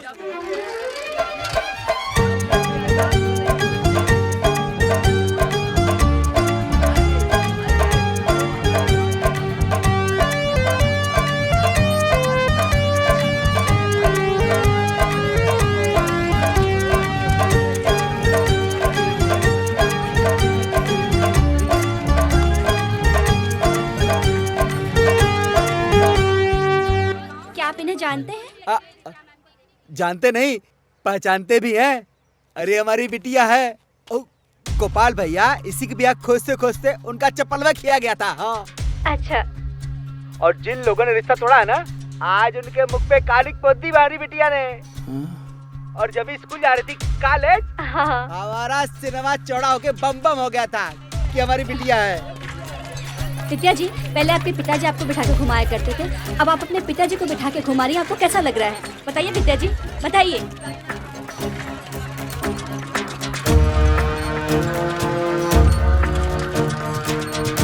अच्छा यह लड़के बिया। बहुत बढ़िया भइल का बारात वापस लौट गई। ऊ ससुरा एकरा लायक रहबे नहीं कैलक।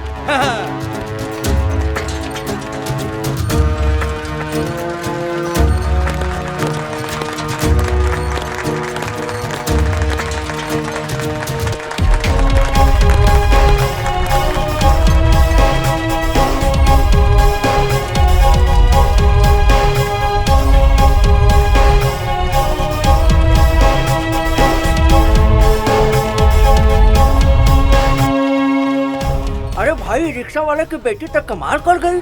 अरे भाई जे पढ़ाई करी उहे ना आगे बढ़ी। अरे भैया आज हमरा यकीन हो गए, चाहे रिक्शा वाले की बेटी हो या चाय वाला के, लड़की के पढ़ाई के चाहिए। अब हमहू अपना लड़की के पढ़ाई में लिखाए अफसर ही बनाए।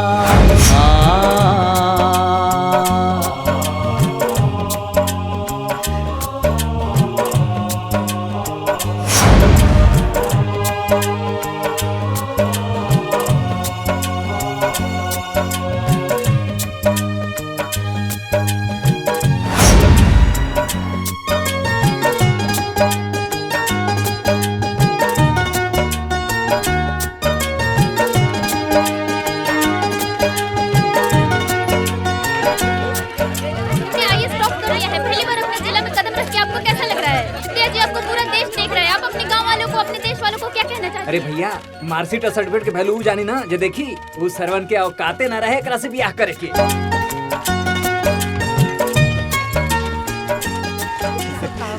अरे हमरे दुआरे पे इतना भीड़ विद्या ये स्टॉप कर गेल बाबू। हम देख सकते हैं कि ये वही घर है, वही गांव है जहाँ विद्या जी पढ़ी लिखी और बड़ी हुई। और आज विद्या जी ने सिर्फ अपने माँ पिता का नहीं बल्कि पूरे गांव का नाम रोशन किया है। और यहाँ गांव के लोगों के चेहरे पे जो मुस्कुराहट है वो इस बात की देखिए, गवाही विद्या है जी की कि पूरा दादी जी गांव है, खुश आज है। उनके चेहरे पे एक हम अलग अपने सी खुशी दर्शकों को झलक रही है। मिलवाते हैं विद्या जी के दादी से। दादी जी, आप क्या कहना चाहेंगी इस खुशी के मौके पर? आज इनके चेहरे पे एक अलग सी खुशी झलक रही है। आइए इनसे कुछ बात करते हैं। तो दादी जी, आप मुझे ये बताइए कि आपकी पोते ने इतनी बड़ी सफलता हासिल की है, आप इसके बारे में क्या कहना चाहेंगे? अरे ये सब तो ठीक हो, बस एक उम्मीद बा कि हमार बिटिया रानी का बियाह अच्छे घर में हो जाए। आपकी बेटी ने आईएएस टॉप किया है तो आपको शादी के बारे में क्या अरे सोचना जब है? लड़की सियान हो जाए तो ओकर सही समय पर बियाह हो जाए तो बहुत अच्छा रहला।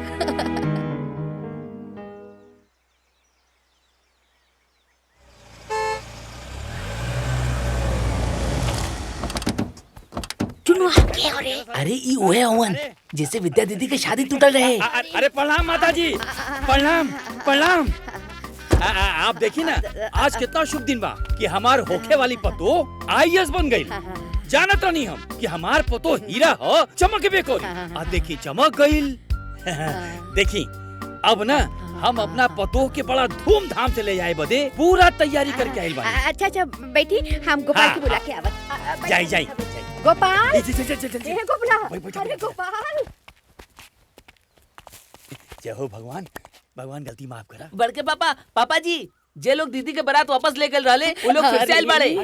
अरे बेटा, भगवान बनवास से आ गए रे। हाँ, अरे उन लोग खुद चल कर आए लवन।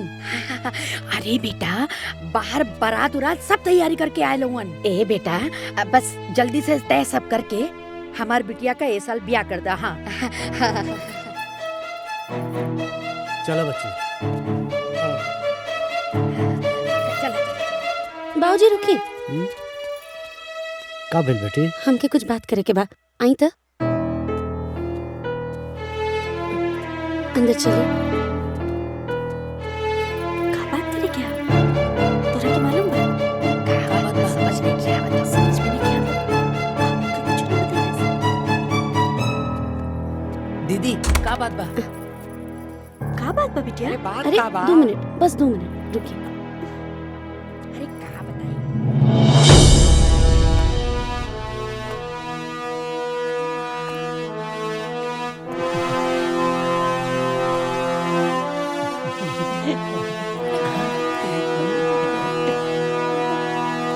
ए चुन्नू सुनो।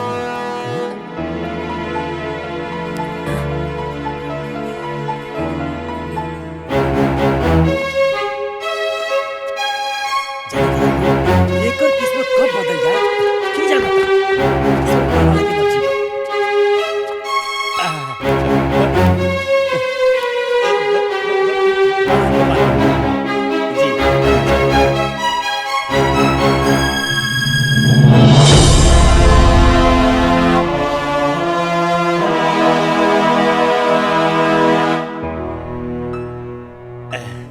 अब देखी ना, जब बारात आइल रहे तो हमार लड़का क्लर्क रहे। अरे हम मैनेजर हो गइल बा रघुआ लोग के आशीर्वाद से। अब जाने तानी गोपाल बाबू, सब संयोग होला। अब वो दिन संयोग ना रहल, बियाह ना हो पावल। अब जाने तानी भगवान के मर्जी देखी कि हमार लड़का आजो कुंवार बा। काहे कि एहनी के जोड़ी आसमान से बन के आइल बा।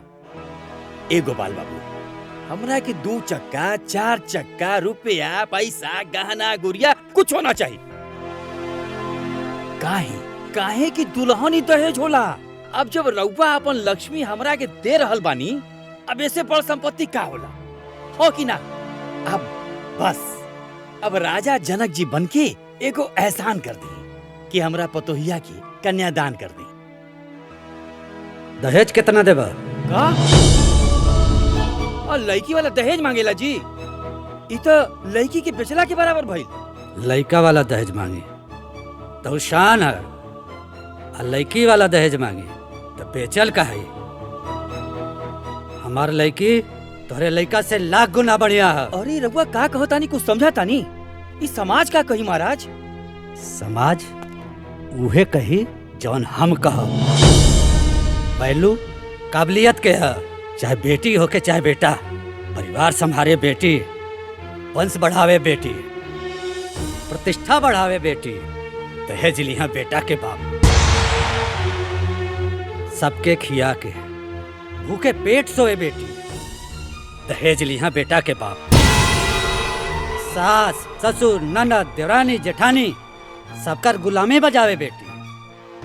दहेज लिया बेटा के बाप।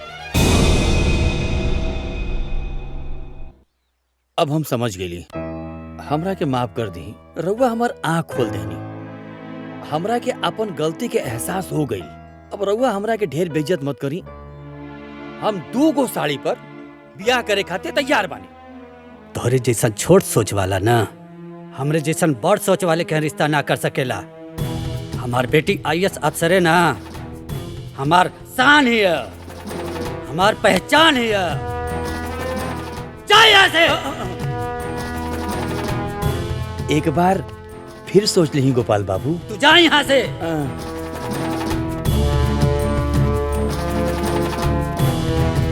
सुनी,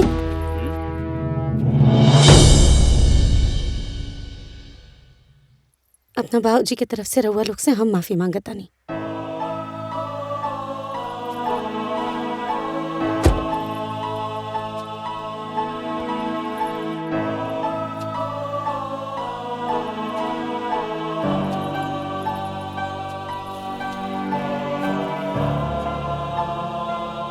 अपना बाबूजी की तरफ से हम आप लोग से माफी मांगल चाहता नहीं। हमरे बाबूजी रउआ लोग के नीचा ना दिखावल चाहत रहे। उ तो बस अपना बेटी के वैल्यू बतावल चाहत रहे। इनकर कोनो भी बात के घमंड मत समझब रउआ लोग। ये घमंड ना, एगो बेटी के पिता के मन में इतना साल से दबल गुस्सा और दुख है।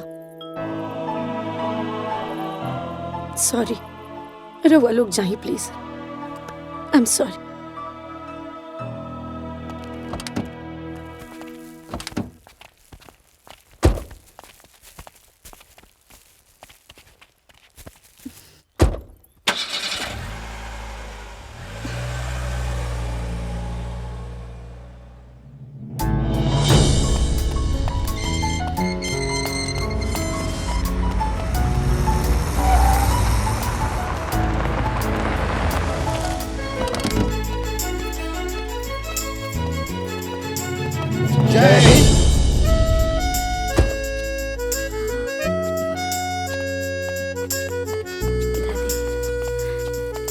Welcome madam. Thank you.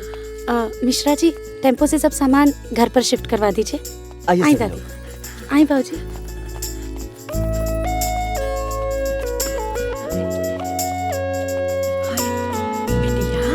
इतना बड़ा घर तो रखे।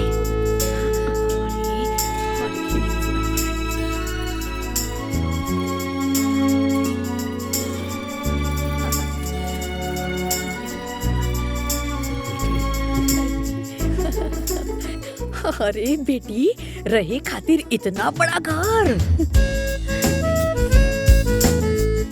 अरे बाहर मर्द लोग तोरा के सलामी ठोकत रहल। अरे बेटी, हम समझ गईली तू कोनो बड़का काम कैले हो। अरे हम ना समझली। हाय बेटा करत रहले, लेकिन तू तो बेटी हो के भी बेटा से बढ़ के काम कर देलू। आज हमरा के तोरा के सलामी ठोके का मन करत हो।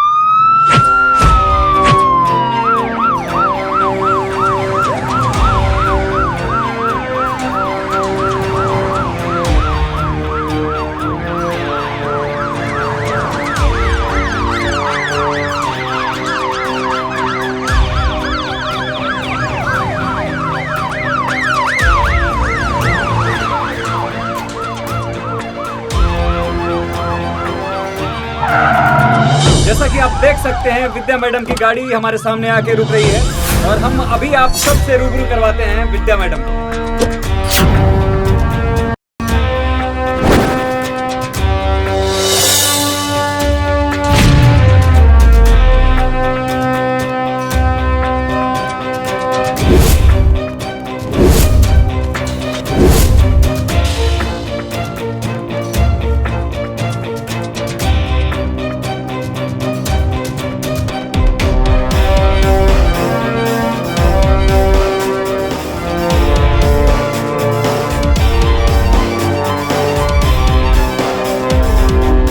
सारे एसओ आ चुके हैं? Yes ma'am. 15 मिनट बाद मीटिंग करेंगे। Thank you. जय हिंद।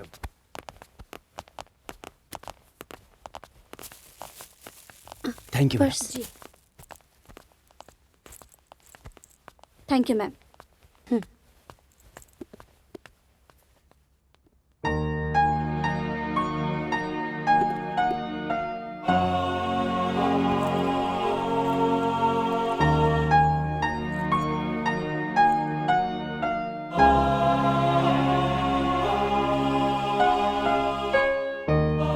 दुर्गा माता तोके शक्ति दी है, तोके नीडर बनाई है, और एगो नीडर इंसान अपना साथे साथे पूरे समाज का भला करे ना।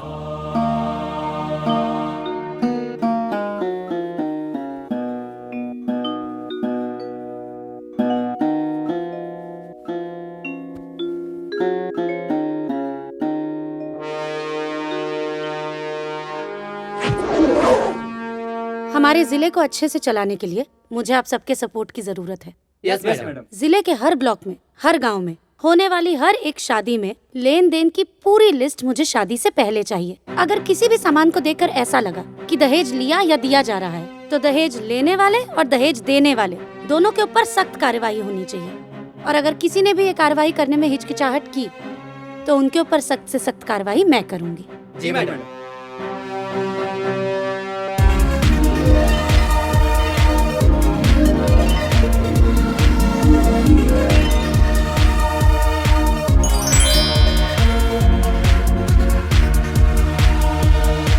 गाजीपुर जिले के नए जिला अधिकारी कुमारी विद्या गोपाल अपनी नियुक्ति के साथ ही एक्शन में नजर आ रही हैं। ये मुहिम में सबसे ज्यादा मदद मुझे मेरे मीडिया के दोस्तों की चाहिए।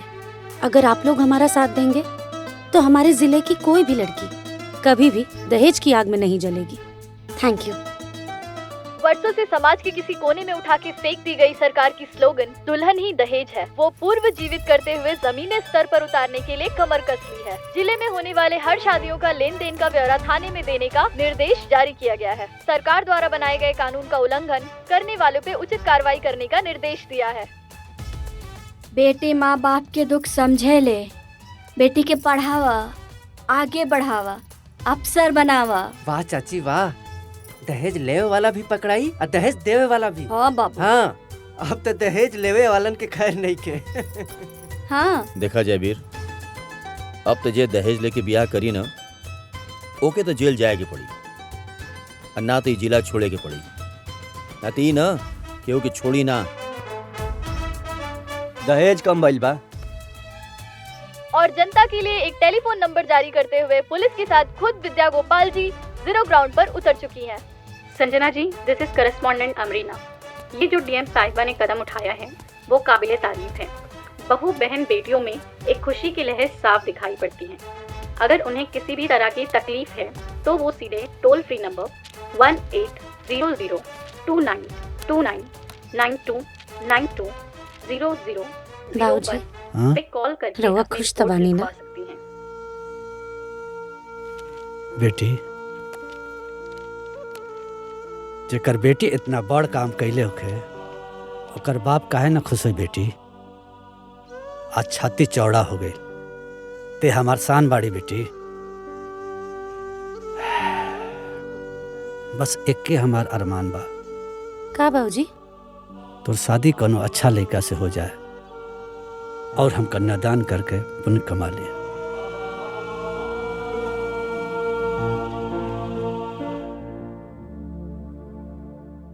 मम्मी। हाँ बेटा। मम्मी, आज दीदी ना हमारा एडमिशन ऐसा इंस्टीट्यूट में करा देली जहाँ बड़ा बड़ा घर के लड़का पढ़े ले। अच्छा। हाँ मम्मी, और वहाँ बहुत अच्छा पढ़ाई होला। अरे वाह बेटा। अच्छा पढ़ाई मतलब हमार अच्छा कैरियर बनी। मम्मी, एको बात कही। हाँ कहा ना। माई, एक समय रहे जब तू दीदी की एगो पेड़ा खातिर कितना कुछ कहत रहलू। आज उहे दीदी हमरा के एगो नया जीवन देले माई।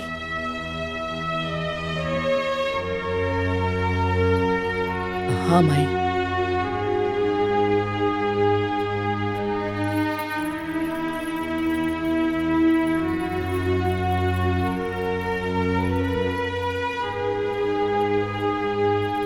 हमरा के माफ कर दे चाची।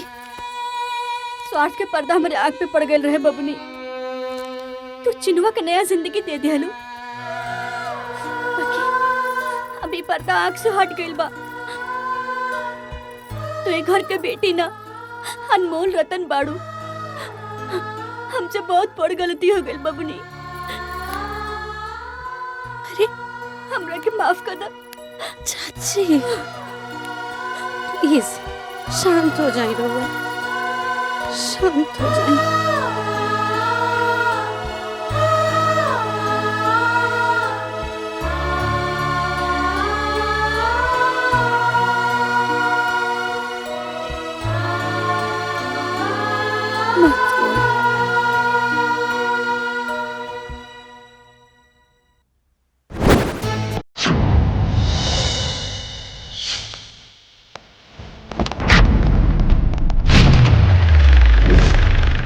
गाजीपुर जिला के नए जिला अधिकारी विद्या गोपाल जी अपनी नियुक्ति के साथ नए एक्शन में नजर आ रही हैं।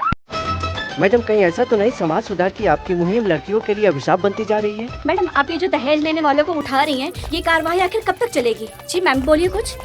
हमने सुना है कि आप अपना पर्सनल फ्रस्ट्रेशन के चलते ये कार्रवाई कर रही हैं, क्योंकि आपकी शादी भी मंडप में ही टूटी थी।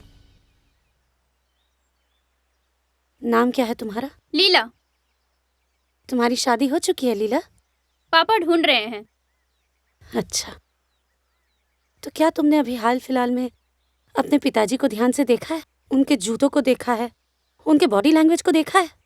नहीं। अगर देखी होती तो उस चेहरे के पीछे का रोता हुआ चेहरा, उनके जूतों की घिसी हुई एड़ियां और उनके झुके हुए कंधों को देखकर तुम्हें यह पता चल जाता कि इस देश में एक बेटी के बाप का दर्द क्या होता है।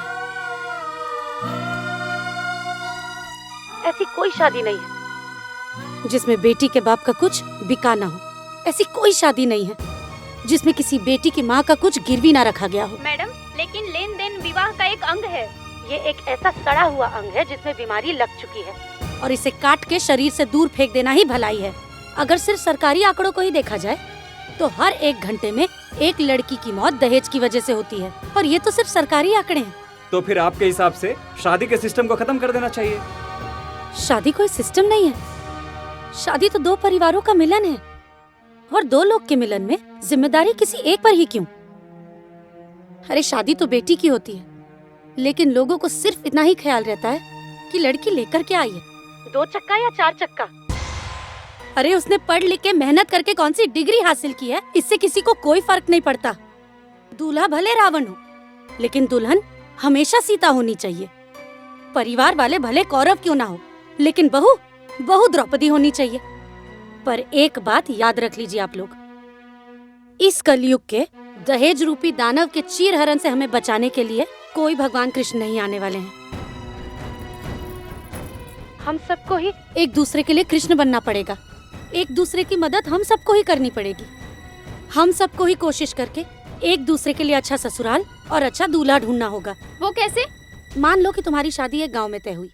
जिस गांव में तुम्हारी शादी तय हुई है, उस गांव की बहन, भाभी, माँ, हर कोई अगर ये जिम्मेदारी उठा ले कि तुम्हें उस दूल्हे की सारी सच्चाई बतानी है, तो क्या तुम्हें शादी में आसानी नहीं होगी? अरे बेटी के माँ बाप तो लड़के की मौजूदा स्थिति देखकर शादी तय कर देते हैं, लेकिन गांव की बहन बेटियों को उस लड़के की और उसके परिवार की पूरे अतीत की सच्चाई पता होती है। बस यही सच्चाई अगर वो दुल्हन और उसके परिवार को पहुंचा दे, तो कोई माँ बाप अपनी बेटी को आग में नहीं झोंकना चाहेंगे। किसकी शादी, कहाँ, किस घर में, हमें कैसे पता चलेगा मैडम? ये डिजिटल इंडिया का टाइम है। इस डिजिटलाइजेशन को अपनी लाइफ सेट करने के लिए इस्तेमाल करना चाहिए, वेस्ट करने के लिए नहीं। आज ही से डीएम ऑफिस के फेसबुक और इंस्टाग्राम के ऑफिशियल पेज से एक कम्युनिटी बनाई जाएगी। दुल्हन ही दहेज है। मेरा आप सब लोगों से भी निवेदन है कि इस न्यूज को जितना हो सके उतना स्प्रेड कीजिए और हमारे जिला की जितनी लड़कियां हैं, हर कोई उस कम्युनिटी को ज्वाइन करे और उस कम्युनिटी में जिसकी जहां शादी हो रही है वो सारी डिटेल्स शेयर करें और साथ ही में दूल्हे की सारी डिटेल्स शेयर करें। फिर उस लड़के के बारे में बाकी कोई भी लड़की जो भी कुछ जानती हो वो डिटेल भी उस कम्युनिटी पर शेयर करें। अगर कोई काम एक आदमी अकेला करता है तो वो सिर्फ काम होता है, लेकिन अगर कोई काम सब लोग मिल के करते हैं तो वो एक आंदोलन बन जाता है और आंदोलन के बाद ही आती है क्रांति। धन्यवाद। जैसा कि आपने देखा, डीएम विद्या गोपाल ने दुल्हन ही दहेज है मुहिम में सबका साथ मांगा है। उन्होंने आगे ये भी साफ कहा है कि उनके लिए भी उनकी कम्युनिटी ऐसा ही रिश्ता ढूंढे जिसके परिवार में 3 पुश्तों ने ना दहेज लिया हो और ना ही दहेज दिया हो। अब हम बहनों को एक दूसरे की मदद करनी है और दुल्हन ही दहेज है कम्युनिटी को ज्वाइन करना है। You have a voice message.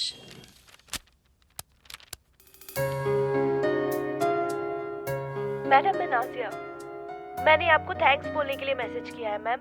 Ma'am, अगर आप उस दिन सही समय पे नहीं आती तो आज शायद मेरी जिंदगी बर्बाद हो चुकी होती। सही समय पे पहुंच के आपने मेरी जिंदगी बर्बाद होने से बचाई और अब ऐसा हो गया है कि मेरे पापा की भी आंखें खुल गई हैं और वो चाहते हैं कि मेरी किसी अच्छे लड़के से शादी हो और अब मेरे घर वाले चाह रहे हैं कि मेरी एजुकेशन अच्छे से कंप्लीट हो और फिर मेरी शादी हो।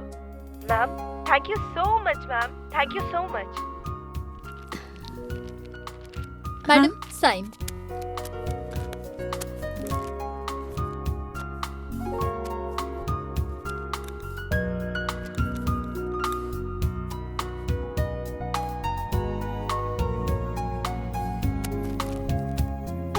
लीजिए। मैडम, आप बहुत अच्छा काम कर रही हैं। आपकी बनाई हुई कम्युनिटी दुल्हन ही दहेज है मेरी बेटी के लिए अच्छा रिश्ता ढूंढने में बहुत मदद कर रही है।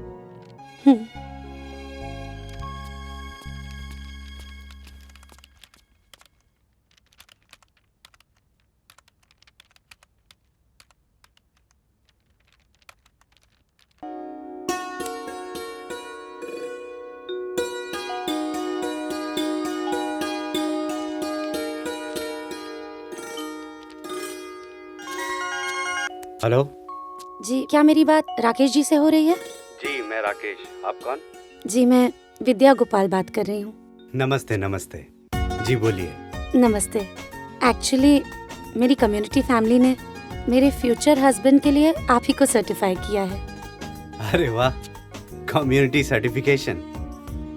वैसे मैम, आपने ये जो मुहिम चलाया है ना, बहुत ही सही है। हैशटैग दुल्हन ही दहेज है, हर जगह ट्रेंडिंग है। मैंने जब अपने डिटेल्स भेजे थे, मुझे तो खुद भी यकीन नहीं था कि आपकी कम्युनिटी मुझे अप्रूव करेगी। Anyway, thanks. तो क्या मैं ये पक्का समझूं? ओके समझूं? ये ओके है या नहीं, ये तो मेरे माता पिता ही बता पाएंगे। क्यों ना आप अपनी फैमिली को लेके मेरे माता पिता से बात कर लें? 100%। अभी मैं ये खुशखबरी अपने फैमिली को देता हूँ। बाय।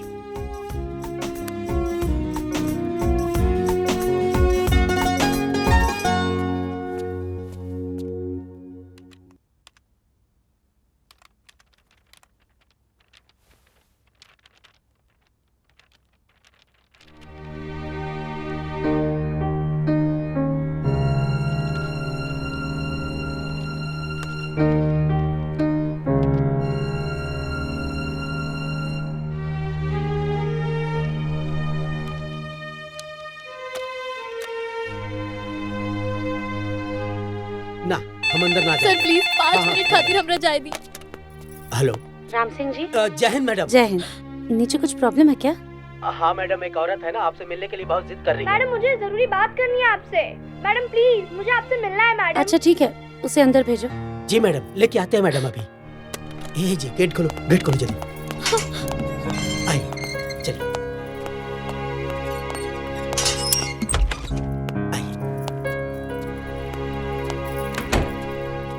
नमस्ते मैम। नमस्ते जी, बोलिए।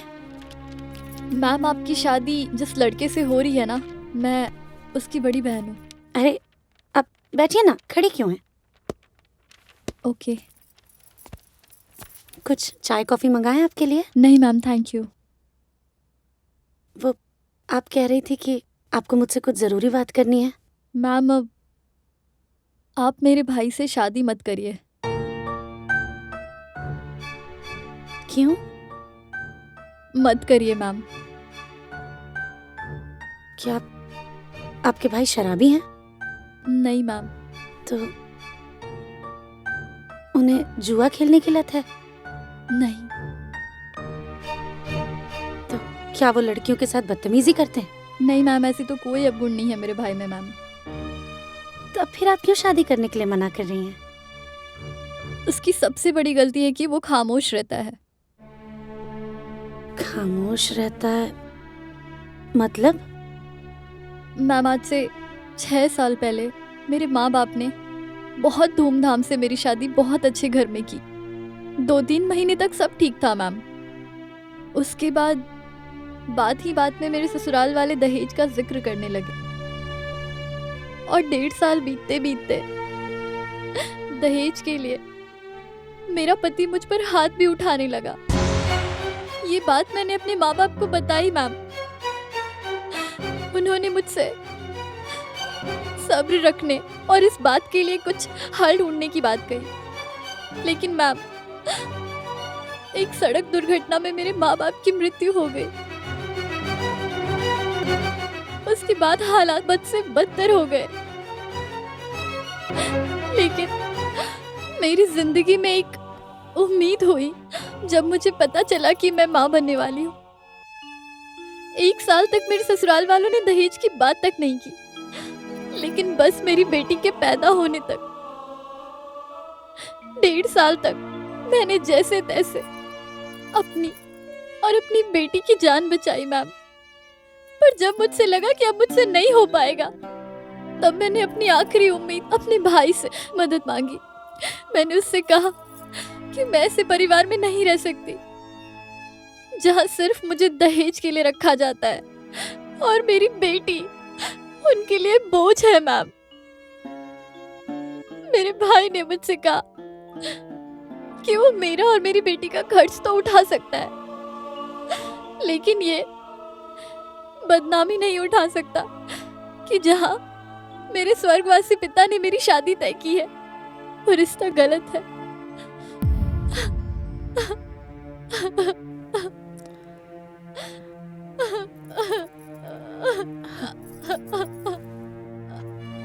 प्लीज आप प्लीज शांत हो जाइए। आपके साथ इतना सब कुछ हो रहा था तो आपने पुलिस में कंप्लेन क्यों नहीं की? एक मजबूर और अकेली औरत कहाँ जाएगी मैम?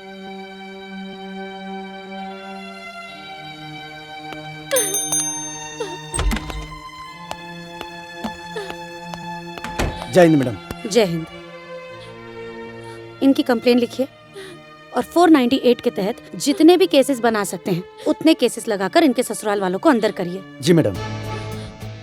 ये आपकी कंप्लेन लिख देंगे और उसके बाद भी अगर आपको या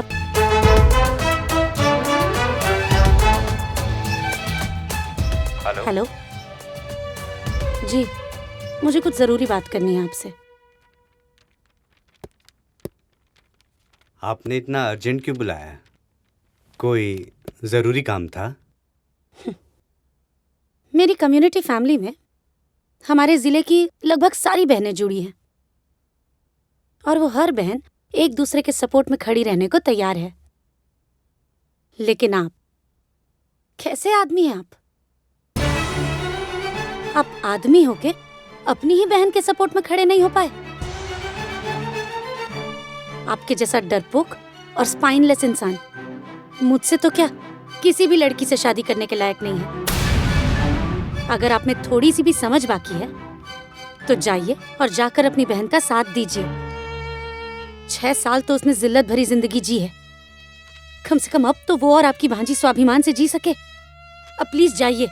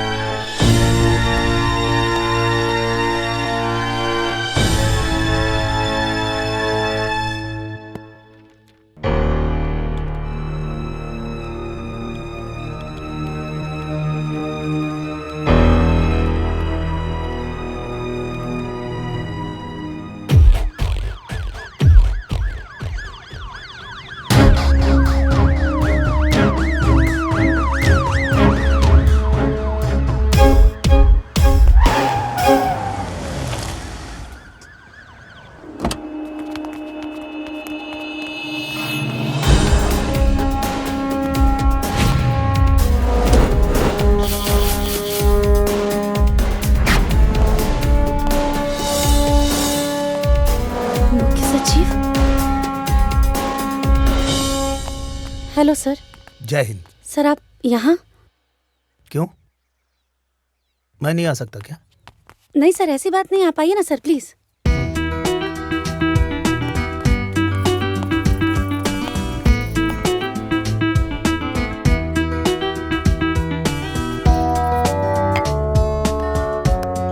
कमाल कर दिया आपने।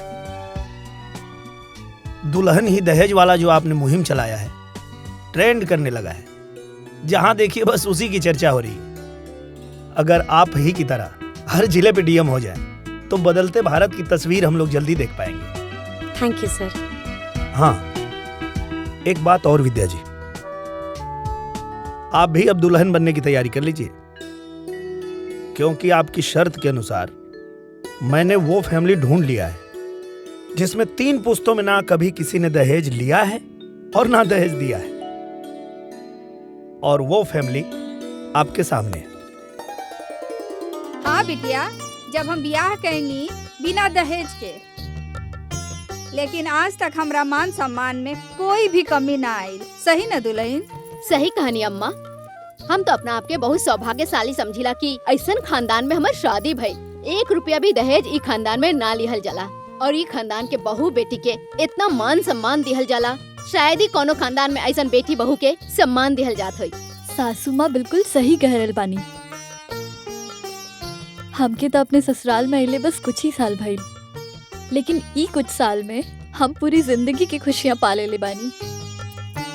हमके ई घर में बहू से ज्यादा बेटी के जैसन इज्जत और सम्मान मिलेला, और हम भी बिना दहेज के ही ससुराल में आइल बानी। और हम दुल्हा के छोट बहन है। वैसे हमहू जब शादी करब ना तो बिना दहेज के करब। बाकी लड़का के बा?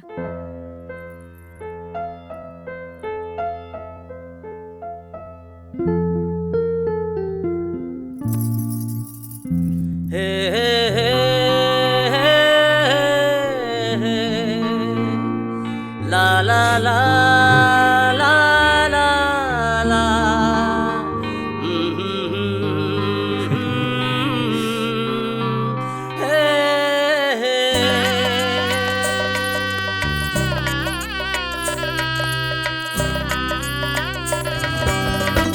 IAS विद्या गोपाल की शादी गृह सचिव विवेक कुमार जी के साथ डायरेक्ट लाइव दिखा रहे हैं। विद्या जी तो शादी के बंधन में बंध गयी, लेकिन उनके चलाए हुए मुहिम दुल्हन ही दहेज है को आगे बढ़ाना है।